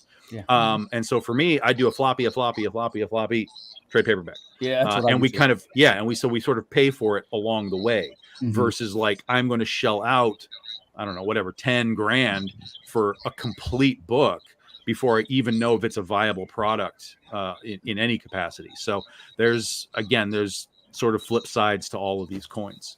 Good answer. Yep. Thank you. All right, Bill, what are your thoughts? So I've kind of stopped taking boxes and boxes of floppy comics with me to shows because the trade paperbacks sell so well. We took an additional couple of steps where we commoditized a few of our books. There's a process you can go through with CGC where you self-certify. Yeah. Basically sign an affidavit, and we sent a bunch of copies of the free comic book day edition that came out. Matt sketched on them. We both signed them, and those came back with big grades. And I took those with me to Comic Palooza in May, and people could not have cared less about slabbed versions of our comics. But we sold big stacks of the trade paperbacks and hardcovers. You know, people want to be able to pick up something that they can read and maybe go back to and read again, but without having to find the next issue. So it's important as you're planning out a series to have, you know, do these 5 issues tell a full story? Do you need a 6th one? You know, how do you make sure that you've got kind of clean story breaks in there so that people can get a satisfying reading experience when they pick something up and go through it? So I've just been dragging my feet about doing a 3rd punchline trade because I was waiting for us to finish enough stuff to get it in there. But that looks like that's going to happen probably sometime early next year. Nice. Thank you. Yeah, I've been waiting for that one. It's got some interesting stuff in it. That will also have a book in it called the Punchline Special, and then it will have 2 complete issues where Matt basically did everything. You know, everything except the coloring. You know, the rest of them, I inked an issue and wrote 3 of them, and you know, Matt had a big hand on 14 and 15, so it's kind of fun. We'll see where we go. We've been distracted doing other stuff, and I'd like to get back and knock out some awesome punchline stories. But yeah, when it comes to what sells at shows, in our case, this is the first 5, this is 6 through 10. What do you think? And I'm like, well, I'll take all of these. How much is it? You know, and that works. Yeah, and then to Bill's point again, the other side of that is it again depends on cons. There are certain cons that will load up on like artists, like let's say Eric Basildua, J. Scott Campbell, these guys. You're going to sell a crap load of those types of floppies at those cons because those guys are there. Whereas other cons are just sort of like, well, here's some folks, here's some local guys. It's a family event that people are just wandering through. They're looking for different things, a different experience. So you kind of have to do some cons to figure out like what is that audience there versus what is it somewhere else. 3 of us are also all Antarctic Press guys. Yes. Because the other thing I've done, and I did it 3 times now, the last 3 cons. I take the AP edition and I slab those in a 9.8. And if you buy one, you get mine as a reader copy. And it's $100. That's a good idea. And I sold 5 at the last one and 6 at the one before that. Nice. And I'll tell you this about AP. I had a guy come up to the booth at the con this time, and he saw Critter on my table, and he was like, "I buy that at my store." Yeah. And because I have like 5 volumes of it. He's like, "Why? How are there 5 volumes? I buy this at my store." So I told him the story, and he was like, "Oh my God, yeah! I was like, did you order it? Have you heard of it before?" He said, "No, my store just carried it, put it on the shelf. I saw it and it looked cool, so I bought it." Nice. And that was it. So yes, floppies are viable, but I think one of the biggest problems that the industry has is that there's no marketing that this stuff exists. There's no, hey, go to your local comic book store and find the next issue of Spider-Man. Like we used to do that in the 80s a little bit with like G.I. Joe and Transformers and stuff. But that kind of marketing doesn't exist anymore unless the store is doing it themselves. I think the industry needs to step up and actually start advertising that we exist.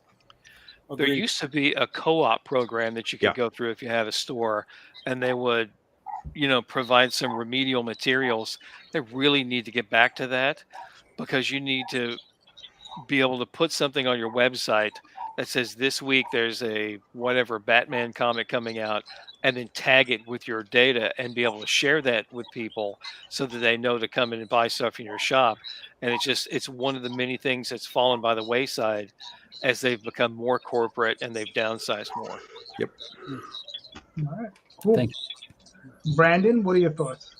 I have no experience with it just yet because we'll be coming up on our own volume here or trade paperback here soon, probably spring next year. So I just heard basically what Tom and Bill has been saying, from other people as well, that they found some cons where floppies have been a go-to, and most cons trade paperback are more accustomed for people just grabbing all in one so they can kind of see the whole story, read the whole story, get kind of good understanding of what this thing's going to be about. But I really don't have any personal experience just yet with it because I just have the floppies right now to offer, and maybe talk about it next year for me, but I have nothing other than what I've heard from people. I'll look forward to it, Brandon. I think you got a great book there. Yep. Thank you. Phoebe, what are you thinking?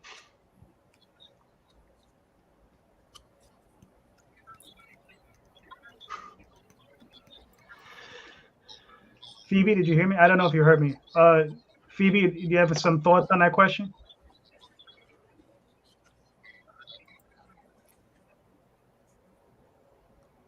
I think she might be lagging.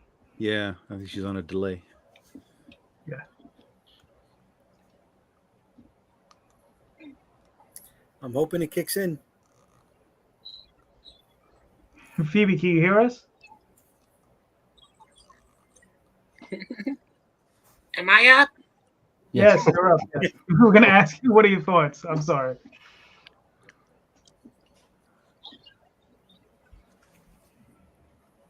Sorry, the sound is breaking up a little bit for me, but I think I'm the only one that hasn't answered on this. Right. Yeah, okay. So my books are mostly, like I said, pay print on demand. And so sometimes I'll see somebody will order a couple of our digital copies, and then after they've read 3 or 4 of our books, they'll be like, okay, and then they'll order an actual copy. So I do think having them available digitally is a doorway to selling your books. Do you not hear me? We hear you. Yeah, we hear I got you. Yeah. You guys not hearing me? I might have to come.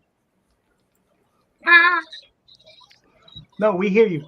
All right, no worries. I'm just not sure if you guys are hearing me. Yeah. So yeah, I think that it is good to plot for that. Hey, let's sell the individual copies, issue 1 through 5, and then put it together as a trade paperback later. That's definitely the strategy on a number of the titles that we are putting out. Also, it's just cheaper to print the staple bound. Like I was looking at doing square bound for this book that we're doing right now, and it's an extra couple $100. That's just not worth us trying to make that when we can staple bound the 60-page book. I personally am not at conventions, so I can't speak on that.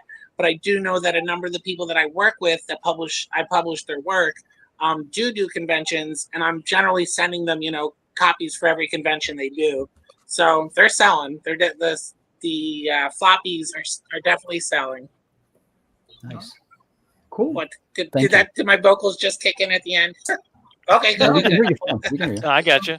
But yeah, I think I was saying before, you might not have heard it initially, but sometimes I'll see that somebody buys a couple of our digital copies, like the PDFs, and then after they read a few.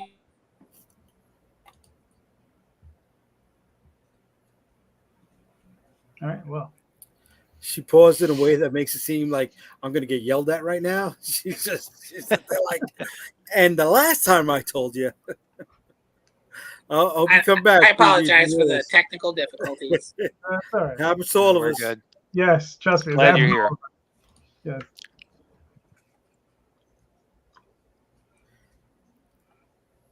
Okay. I don't know how much of that went through, but I did my best. Okay. Thank you. Thank you for your thoughtful answer. Yes. Jay, what are your thoughts? All right, the conventions. That's my Yeah, listen, we got to hear from Jay now because here's the thing. I know for a fact that Everything you is got these breaking up multiple now. titles, and I definitely wanted to hear what your 2 cents worth, right? Like, first of all, I felt Tom did a really good job answering it, and it would be fair to say that I first met his gang many years ago, and I even patterned my own a little bit after what I saw there.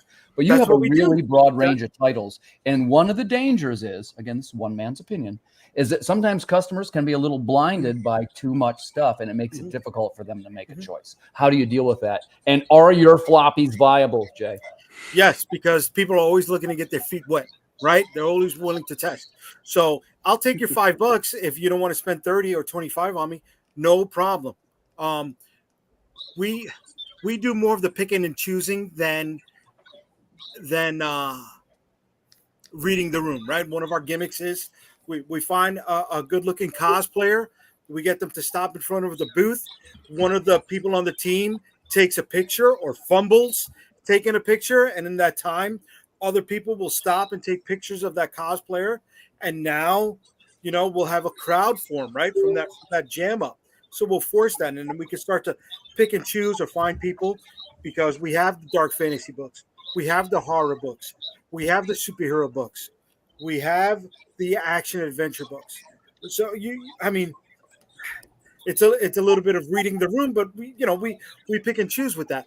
But this right here, this is my secret weapon, Timothy. That's our mystery box, right? And our mystery box last year at New York Comic Con, we sold more than 50 at $25 a pop. And the great thing about that is they open up the box and it's filled with overstock. It's never going to be filled with more than $10 worth of cost for me, right? But it's never a full collection either. So now you have them saying, "Oh, I got this book and I got this book and I got this book, but I need the ones that follow it or precede it."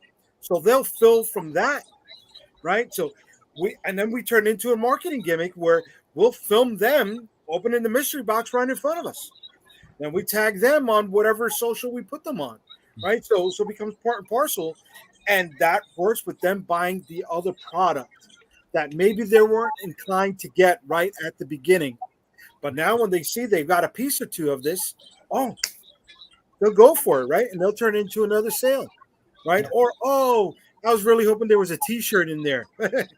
Okay, well, you know what? You picked up the box. I'll throw another T-shirt in there for you at $5 off or whatever, right? And you work it. We also do shot glasses. So we try to have that diversified table out there, because what person A may not want, person B may have.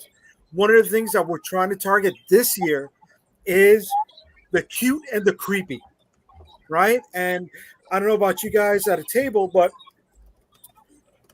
many times we've had a guy there with it, right? Into it. Wants to check out our stuff, just wants time to do it. But he's there with his lady. And this is not really the environment for her. She's there with him more for moral support. Now that's going to cancel the time he's got at this table, right? And maybe decrease our chances at increasing a sale. But if we have the cute and the creepy there, right? If we have that customer who's into the brats, which is one of the reasons why I was pushing Betsy, the Zombie of Liberty, right? Then maybe we can have that cute and creepy purchase involved in something while she lets her boyfriend or spouse or whoever search the rest of the table and get his time and maybe boost our sales. So is it marketing? Is it customer development? Is it bait and switch? Is it bait and No, bait and switch, getting them to come in and selling something cheaper at a higher price. We don't. I think it's mostly bait. It's definitely bait. Oh, it's definitely bait.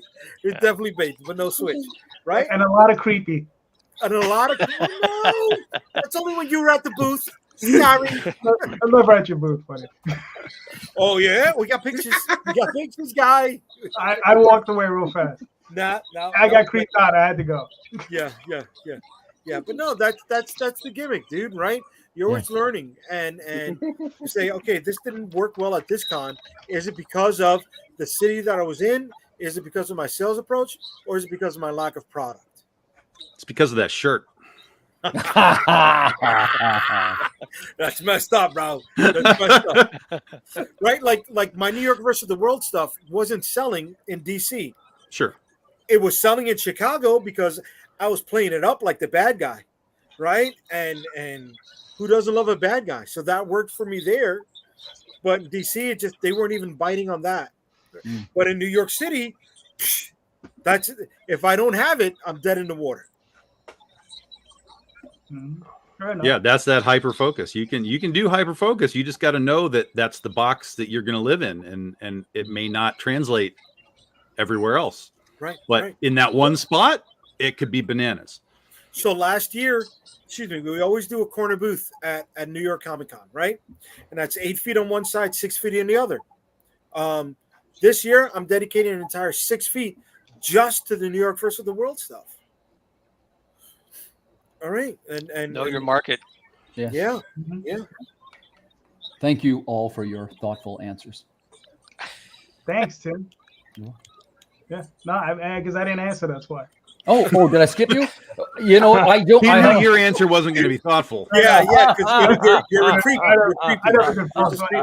Well, what I was gonna say is that I saved the best for last, JD. No, well, you're saving yourself because you're last. But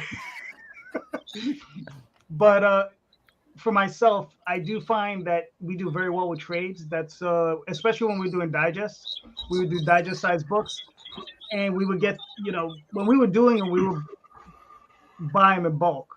And also I was a print broker at the time, and I was getting them really cheap. So we would buy them in bulk, and we would sell them as sets. So you would get 3 trades basically for $20, and those things would go flying off the table. The other thing that I also saw that worked a lot as well was if I had a one-shot comic and I could sell it just as a one-shot comic, that worked very well for me as well. That also works on the Kickstarter too, because I have one comic that I've sold hundreds of copies of. I put it up on every campaign. Every campaign I sell anywhere from like 5 to 10 copies, and after it just keeps selling. Every campaign, I just keep selling. So it's one of those things, and I have 2 books like that, and eventually I'm going to put out a third, and it'll just keep stacking up on itself.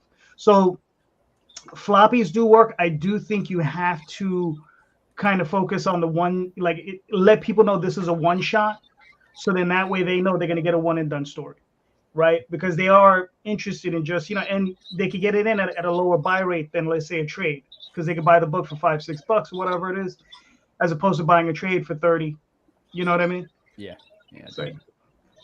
So thank you, JD. Tim, your thoughts?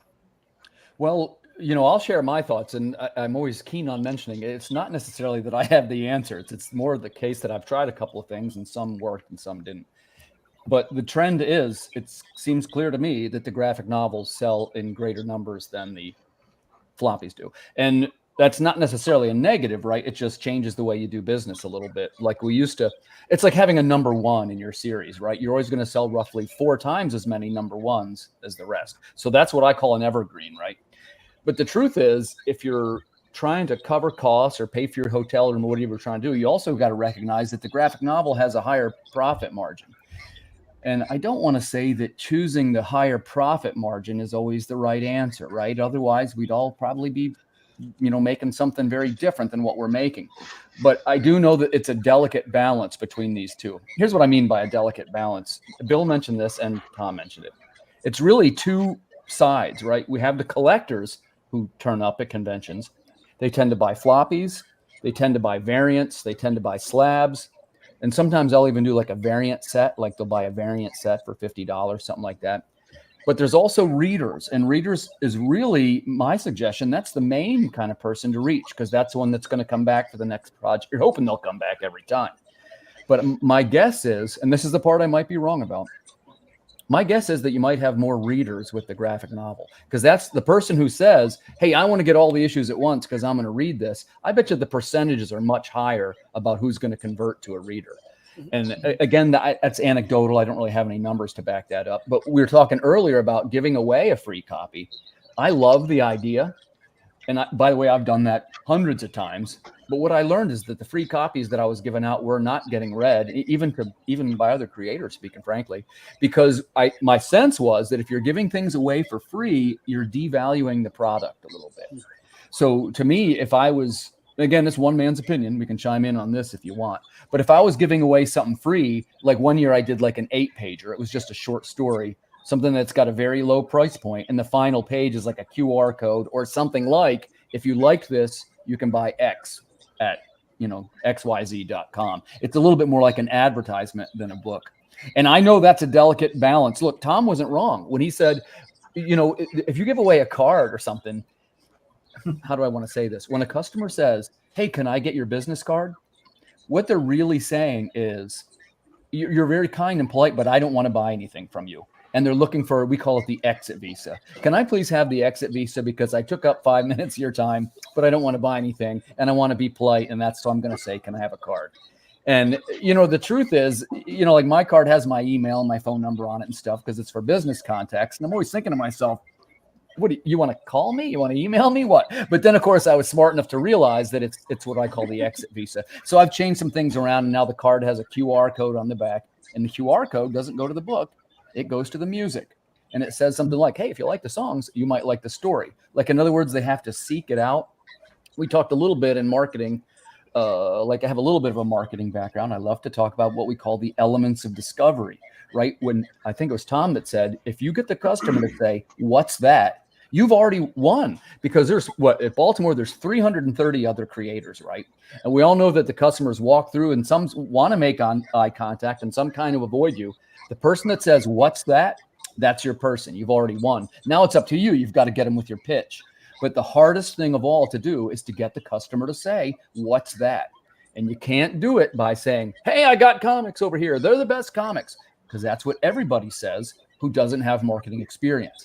It's Matt Knowles talks about bands, and I'm sorry to keep using bands to explain things, but I use things that I understand a little bit to try and explain things. With bands, you don't want the band to come out saying how great they are. It isn't going to work. You want to hear it on the radio and discover it and say, I discovered it. This is my band. I like their music. Right. So it's not too different with comics. If you come out going, hey, this is the greatest comic, you got to come buy my comics. People, they tune that stuff out. You got to go more with like what Tom said. So they discover it. Hey, do you like Wizard of Oz? Do you like whatever your hook is, you understand? And you hope that you get them with that. Do you like robots? It's one of mine. Generally, most people like robots.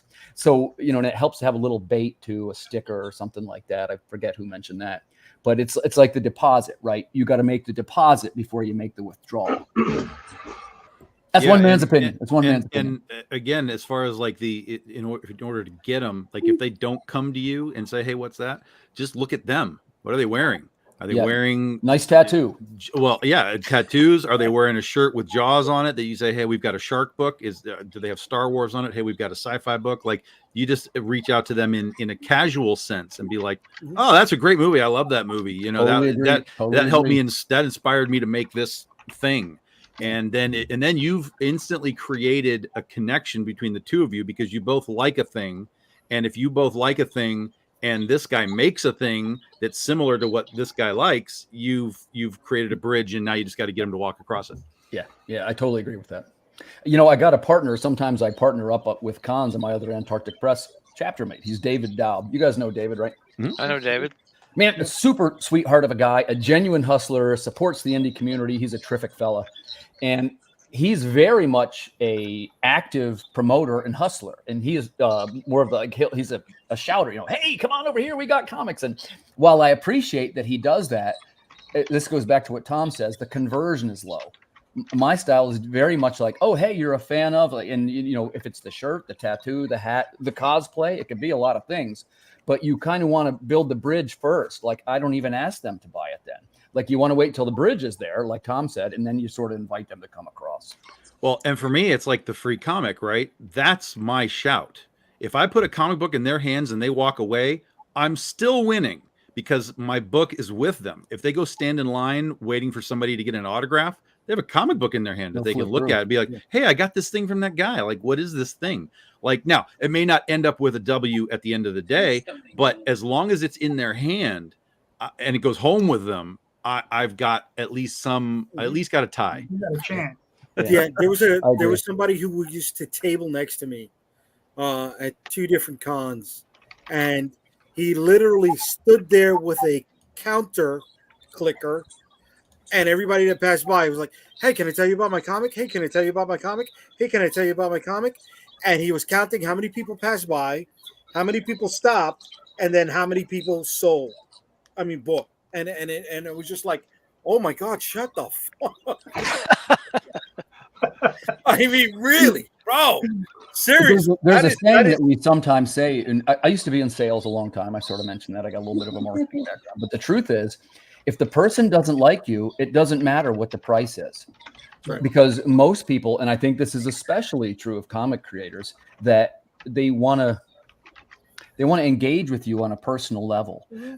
They want to feel like, hey, I discovered this and I found this thing that not too many people know about. You know what I mean? And comic collectors are especially like this, right? Like, oh, I love Bill Willingham, or I love Claremont, or they find whatever they've discovered and it's their segment, right? So the trick is to get them to like you. Yeah. Well, especially as a creator, you're selling yourself as much as you're selling whatever it is that it is. You know, right. People like to know, like, oh, how did you come up with this thing? Where did it come from? And then you say, well, I love Jaws and I love all the movies and I made a shark book, and they're like, oh my God, that's amazing. And you just on and on and on. One of the easiest ways is whenever somebody says, hey, that looks like, and whether you get the reference or not, you ask them, oh, really? What did you see in that? Tell me. And you create that engagement. It gets them talking, and you find a way in there to start to pitch your stuff, right? And everybody wants to be heard. That's it. Especially Jay. Oh, baby. And I will throw out there too, it's, by the way, and I wrote a column about this. I'd love to share it with you guys. It's much different for writers than it is for artists. Oh, hell because artists have that visual pop. Wow, did you draw that? Blah, blah, blah. As most of us know in this room, if somebody comes up, it's the first question is, did you draw this? No, I'm the writer. And you kind of got to go into the whole thing, or the publisher. We all have different roles.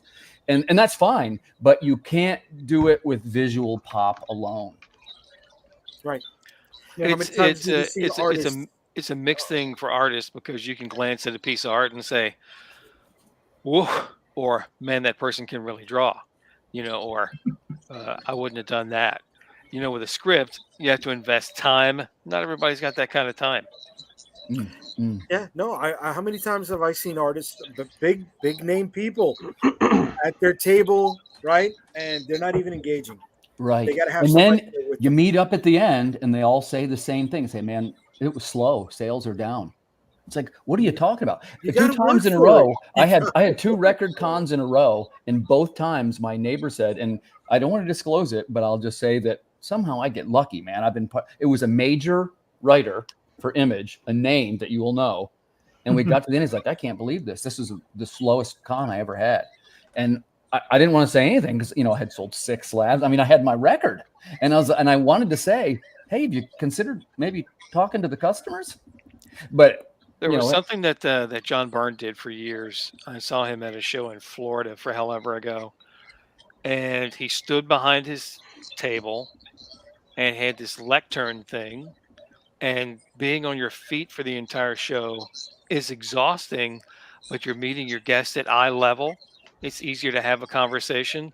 They don't walk up to your table and talk to the top of your head while you're trying to finish that sketch you were working on. Right. It's way better plan. Yeah. What's a lectern? Podium. It's like the thing a preacher stands at. Oh, okay. He had something that would go like a little box that would be on his table, and you could hand him something. He would, it was at shoulder high for him. He wasn't seated, but he was standing there, but he had some sort of thing that he could work off of. Shit, I should pull it out. But Timothy, you might know what this is. Last year, I bought a guitar stool. It's padded. It's foldable. And that little part that kicks out to hold the guitar, that's where I just step on that, and it keeps me at eye level with everybody. Yeah. So I get off my feet. You just think I'm, 5'5", but okay. I got a great tip that I'll share. We talked about convention tips, and I got one that is worth $1 million. I'll give it to you here. And I didn't come up with it. This was Madeline Holly Rosen. Guys know Madeline? Yeah, she's terrific. I love her. And she said, hey, get yourself one of those mats like cooks use in a kitchen. It's like a padded mat for like $20. Because the deal is, if you can stay on your feet, you're going to get more sales. Yeah. You get to the end of the day, man, your feet are going to be sore. But if you've got this little mat, it's going to keep your energy the whole day. I thought that was a great tip. That mat I pays for swap out itself. the mat for whiskey. That keeps me and being able to be on my feet all day. I don't feel the pain. There you go. Yeah. Very nice. Hey, look, I just want to pull something up real quick. This is my campaign. Nice. Literally ends in 10 minutes. Nice. So 138 backers, $4,200. So Nice. we did all right with this one. This is Dream Week. So any last minute buyers out there, 10 minutes left. So Dreamweavers, 48 pages, full color. Congrats, JD. That's awesome. Thank you. But yeah. This is a book. This is a passion project for me. This is something that we did back in the day. This is about 4 kids. Whenever they go to bed, they wake up in the bodies of their role-playing game characters, and they hunt down demons, even though what they really want to be doing is just watching professional wrestling on the top of Madison Square Garden. And they're just out there having a good time, and they're hanging out, and they got demons to deal with. So that's it. And this is the first time it's in full color. So it looks, this was illustrated by Matt Lunsford. This is my partner back in the 90s. We did some professional work. We did Tenchi Muyu, La Blue Girl, and a few other things. So, like I said, 10 minutes left. So if you want to go check it out, feel free. There's all kinds of stuff. We got all kinds of sexy ladies. Why didn't you lead with this? You got 10 minutes left. You know what it is everybody starts talking, and it's like, here's the funny thing about it. This show I do for you guys, right? And I go to other people's shows. Or, I don't know. Here's the honest thing, Bill. I just suck at marketing. We're on the same wavelength. That's the true honest answer. I just suck at it. It's just, for the longest time, always had a problem just talking about my own work. It's just one of those things. I've worked professionally in the 90s as a writer. And not till maybe about a year and a half ago, I really started talking about it. Just saying, oh yeah, I did this. Okay. One of the guys that I buy a lot of comics from, he does a lot of horror stuff and indie stuff and whatever. I went and saw him at the con, and he always shows me stuff that he's found. And he goes, "Oh, you got to see this." And I'm like, "What?" He goes and he pulls it off the thing, and it's La Blue Girl. And he was like, "Have you seen this?" And I'm like, "I know exactly what you're talking about." La Blue Girl was an anime from it was an anime, and I was hired to write an original story for it. And it's porn, basically. It's all ninja porn. And the thing is, those books, they sell for 30, 40, 50 bucks a pop. You can't find them. And back in the day, in the 90s, they were selling 15,000 per copy, per issue. The trades, they printed 10,000 per trade, and they had at least 3 printings on the first and second. So, they got out there, and they're out there, but whenever you see them, they're expensive. And I'm like, dang. So. You're saying damn because you didn't hold on to any. No, I got a few. Yeah. But what's funny is I never sell them. Yeah. I got at least 5 complete sets. Yeah. That's awesome. Yeah, and I know the artist is a friend of mine, and I'm pretty sure if I got him to remark all of them, I could probably sell them for $100 a book. Oh wow. Yeah. So that's beer money. Yeah. Look, here's a good thing. I don't drink, so I would just put it back into the books. I would just pay 4 pages. Yeah, I could buy Jay a beer. All right. All right, cool.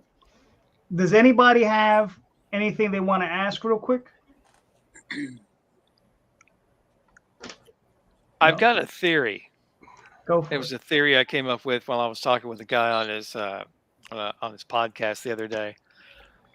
It struck me that most of the energy in comics is in crowdfunding. Mm-hmm. And if you look at the energy in DC and Marvel in particular, most of their books are being written by 60-year-old dudes. And you've got, youngsters that don't want to give up their IP, just grinding things out in the crowdfunding area. And I think that that's an interesting trend, and I don't see it changing anytime soon because the big companies don't want to let creators keep the things that they create. So we're entering kind of a weird world. You know what I mean? Where you'll have, the guys pitching brand new projects, and it's like the 14th rehash of something they wrote in the 70s. It's an odd time to be a creator. So, Bill, this is something I've been saying for the last few weeks.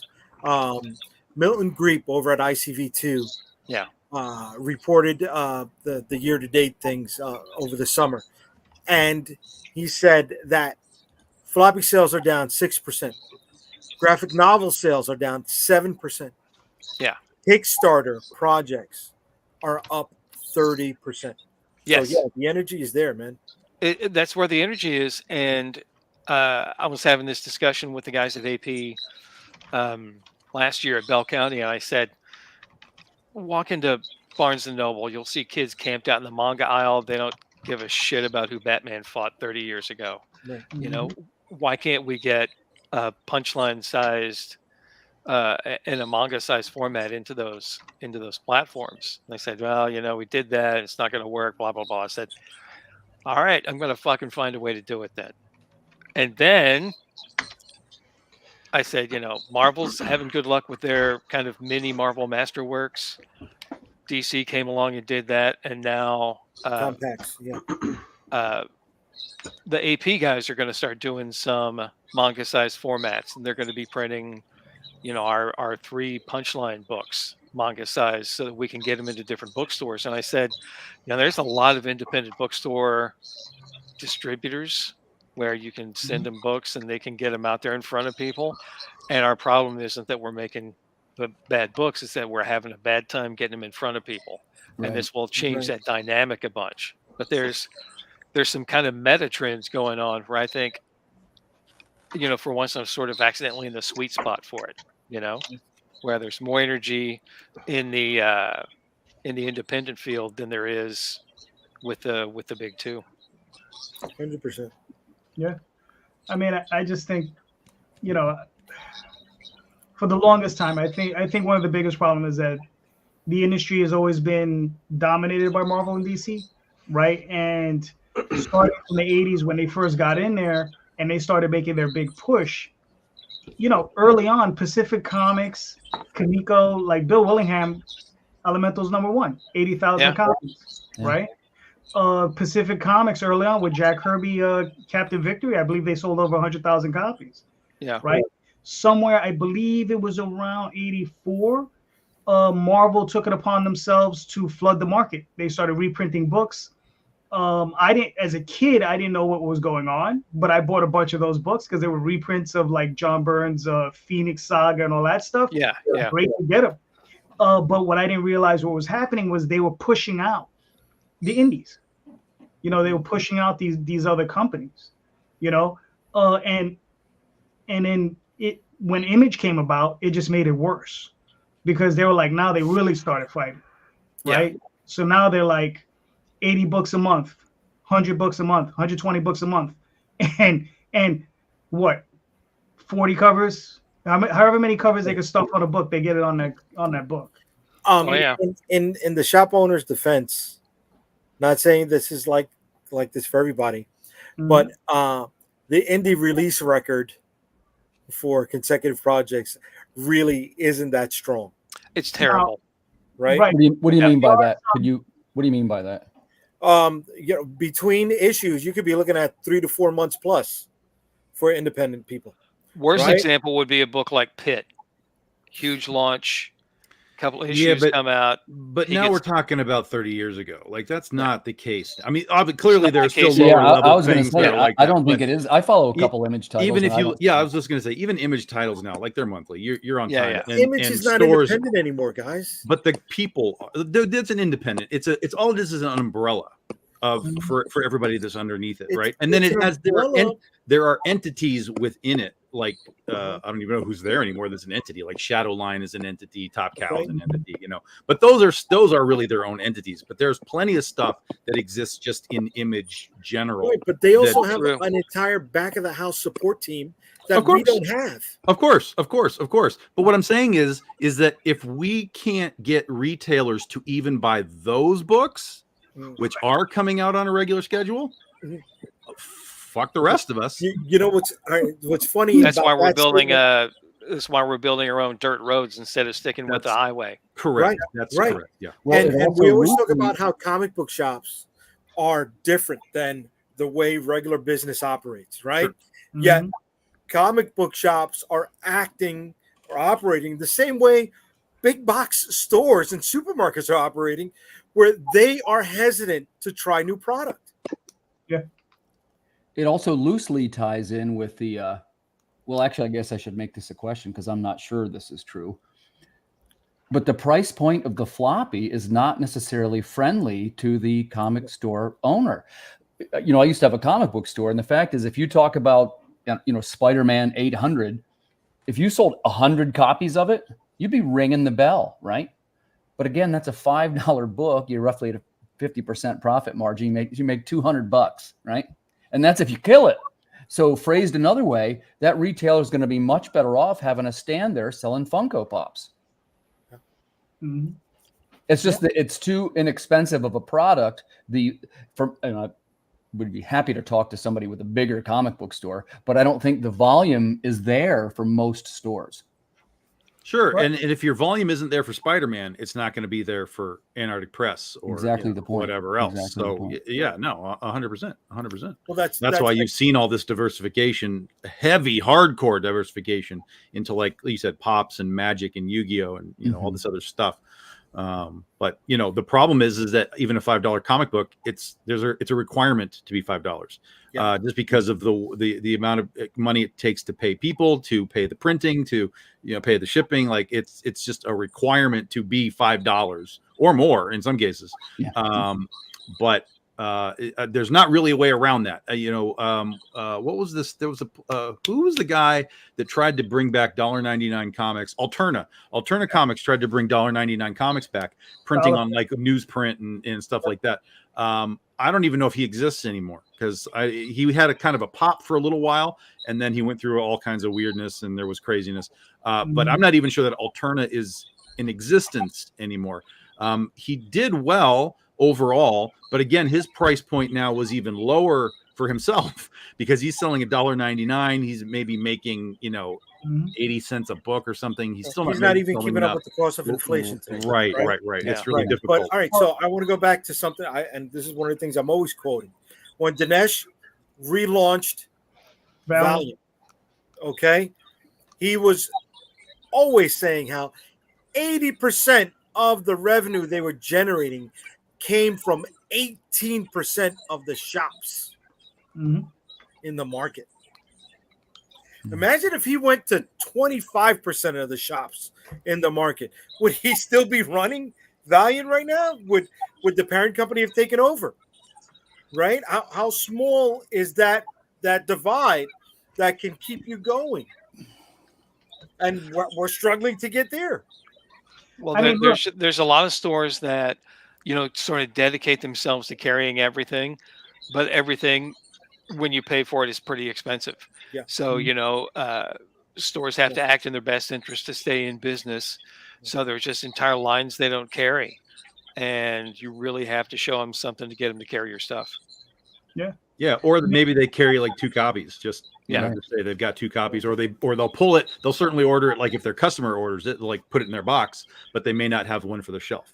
But That's if one of them- somebody never sees it, you never get to the point where you're doing subscriber plus 1 numbers into That's those right. There you go. stores. That's right. Right. That's right. That's one of the main things they teach you at the they used to have a thing at the C2E2, which is the Diamond Retailer Summit. It's something different now, but they would be like retailer tips, and they would tell you the main thing, however many subscribers you have, when you do your order run, order exactly that many and maybe 2 or 3 more for the shelf.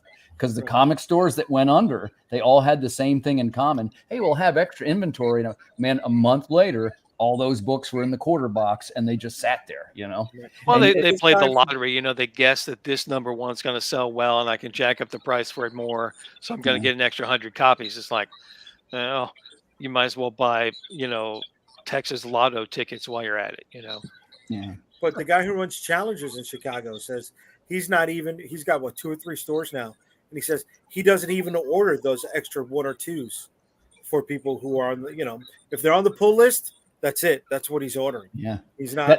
That's what you're supposed to do, because if it was any industry, right? If you're selling widgets and the customer orders 100 widgets, you wouldn't say, well, give me 200 so I have more widgets. Because really what you want to see is empty shelves. Again, that's the right kind of problem. Except that there's no growth potential if you are not taking a risk on a product.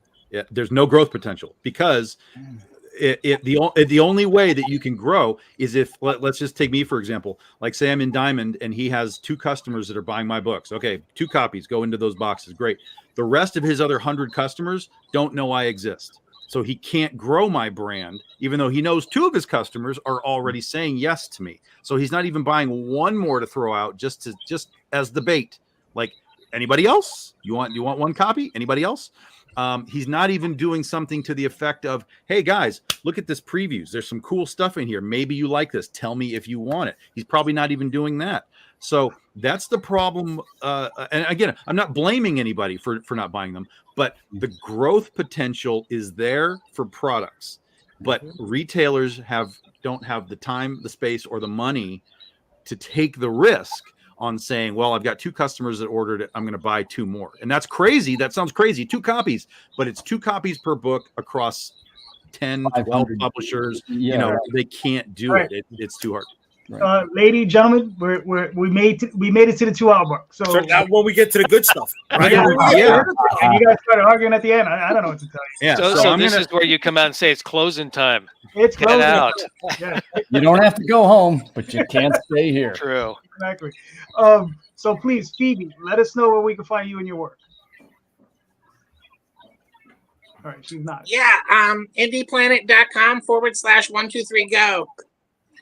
Thank you so much for having me. I'm sorry, my sound messed up about a half hour ago. No problem. Happens to all of us, Phoebe. Don't worry. Thank you for having me. True. Thank you. We'll have you on again. Brandon, where can we find you and your work, sir? You're muted. You're muted. Okay. Yeah. Right now, you can find me on Kickstarter with issue 6. Everywhere else after the fact as well. You can find us on all social media platforms. Mostly, head to our AvalonComic.com, our website, and you can find us anywhere by going on there. All right. Cool. Mr. Tom, where can we find you and your work, sir? Pretty much we do most of our stuff here on Facebook, as everybody knows by now, but we're on the X, we're on the Twitter, we're on the TikTok, all the other places. Just look up Big Dog Inc. and you'll find us. We also do a Patreon that I almost never tell anybody about. So it's a super secret closed society, a Patreon, man. If you want to get in on that, we do a Patreon as well. All right, cool. Bill, where can they find you? I've been on Twitter long enough. I get to use my own name. It's Nice. Bill_Williams. It's Bill Makes Comics. And for the next week, you can find me on Kickstarter. If you go search the term Blackheart, you'll find that campaign. It wraps up, I think, in 5 or 6 days. All right, cool. Timothy? Well, first, thanks as always for having me on the show, JD. I enjoy this a lot, and thanks to the panelists for their answers. They've got some great ones tonight. The best way to find me is I'm on Facebook. I'm Timothy B Fling. On YouTube now, they have what they call a handle. I'm at Timothy B Fling. And also, if you're so inclined to follow creative writing, I'm on Substack. That's my fastest growing platform. As I mentioned earlier, I'm quickly moving everything off of Facebook. I see Facebook reaching critical mass. I'm going to estimate that it's within the next 6 months. So, if any of you, of course, would like to come on the podcast, I'd love to have you. We're booking now for November. Please give me a shout. That's Friday nights at 10 p.m. Eastern. All right, cool. Jay? UnstoppableComics.com. You'll find all of my social media links. If you go there, forgive me, because I am rebuilding it since it went down, but I got so many plates to spin. We're slowly rebuilding it, right? But Unstoppable Comics is where you will find me and all of my social media links with upcoming projects and XYZ. One of those upcoming projects launches on Saturday. The Shield of the Interceptor 1/18th action figure comic book will be launching on Kickstarter 8 o'clock. We're having a great launch weekend. We're going to be Friday night on Comic Book Streamland, 8 o'clock before Timothy, so you can have a nice, couple of hours watching me, watching him. We got no problem feeding each other. So grab your popcorn, grab your drinks, have some laughs, get some information, and join us for launch weekend. And then, New York Comic Con, October 17th, 18th, 19th, and 20th. Booth 1948. All right. Awesome. Nice. So I'm JD Calderon. You can find me on Facebook, Twitter, Instagram, all those places. The OswaldChronicles.com, TallTalesOnline.com. And like I said, Dreamweaver's just finished, just wrapped up, successful. Thank you so much, everybody. That was awesome. But on Friday, the Oswald Chronicles will be back on Kickstarter because you can't keep a good mouse down. So there you go. So just remember, everybody, please go check the show notes. There are links to everybody's campaigns here. Click on those links, buy those books. All these books are awesome. All these creators are awesome. All of them are creating great books. So please click those links, support those creators, and just remember, everybody, buy more indie comics, especially ours. Have a good night. Yeah. There you go.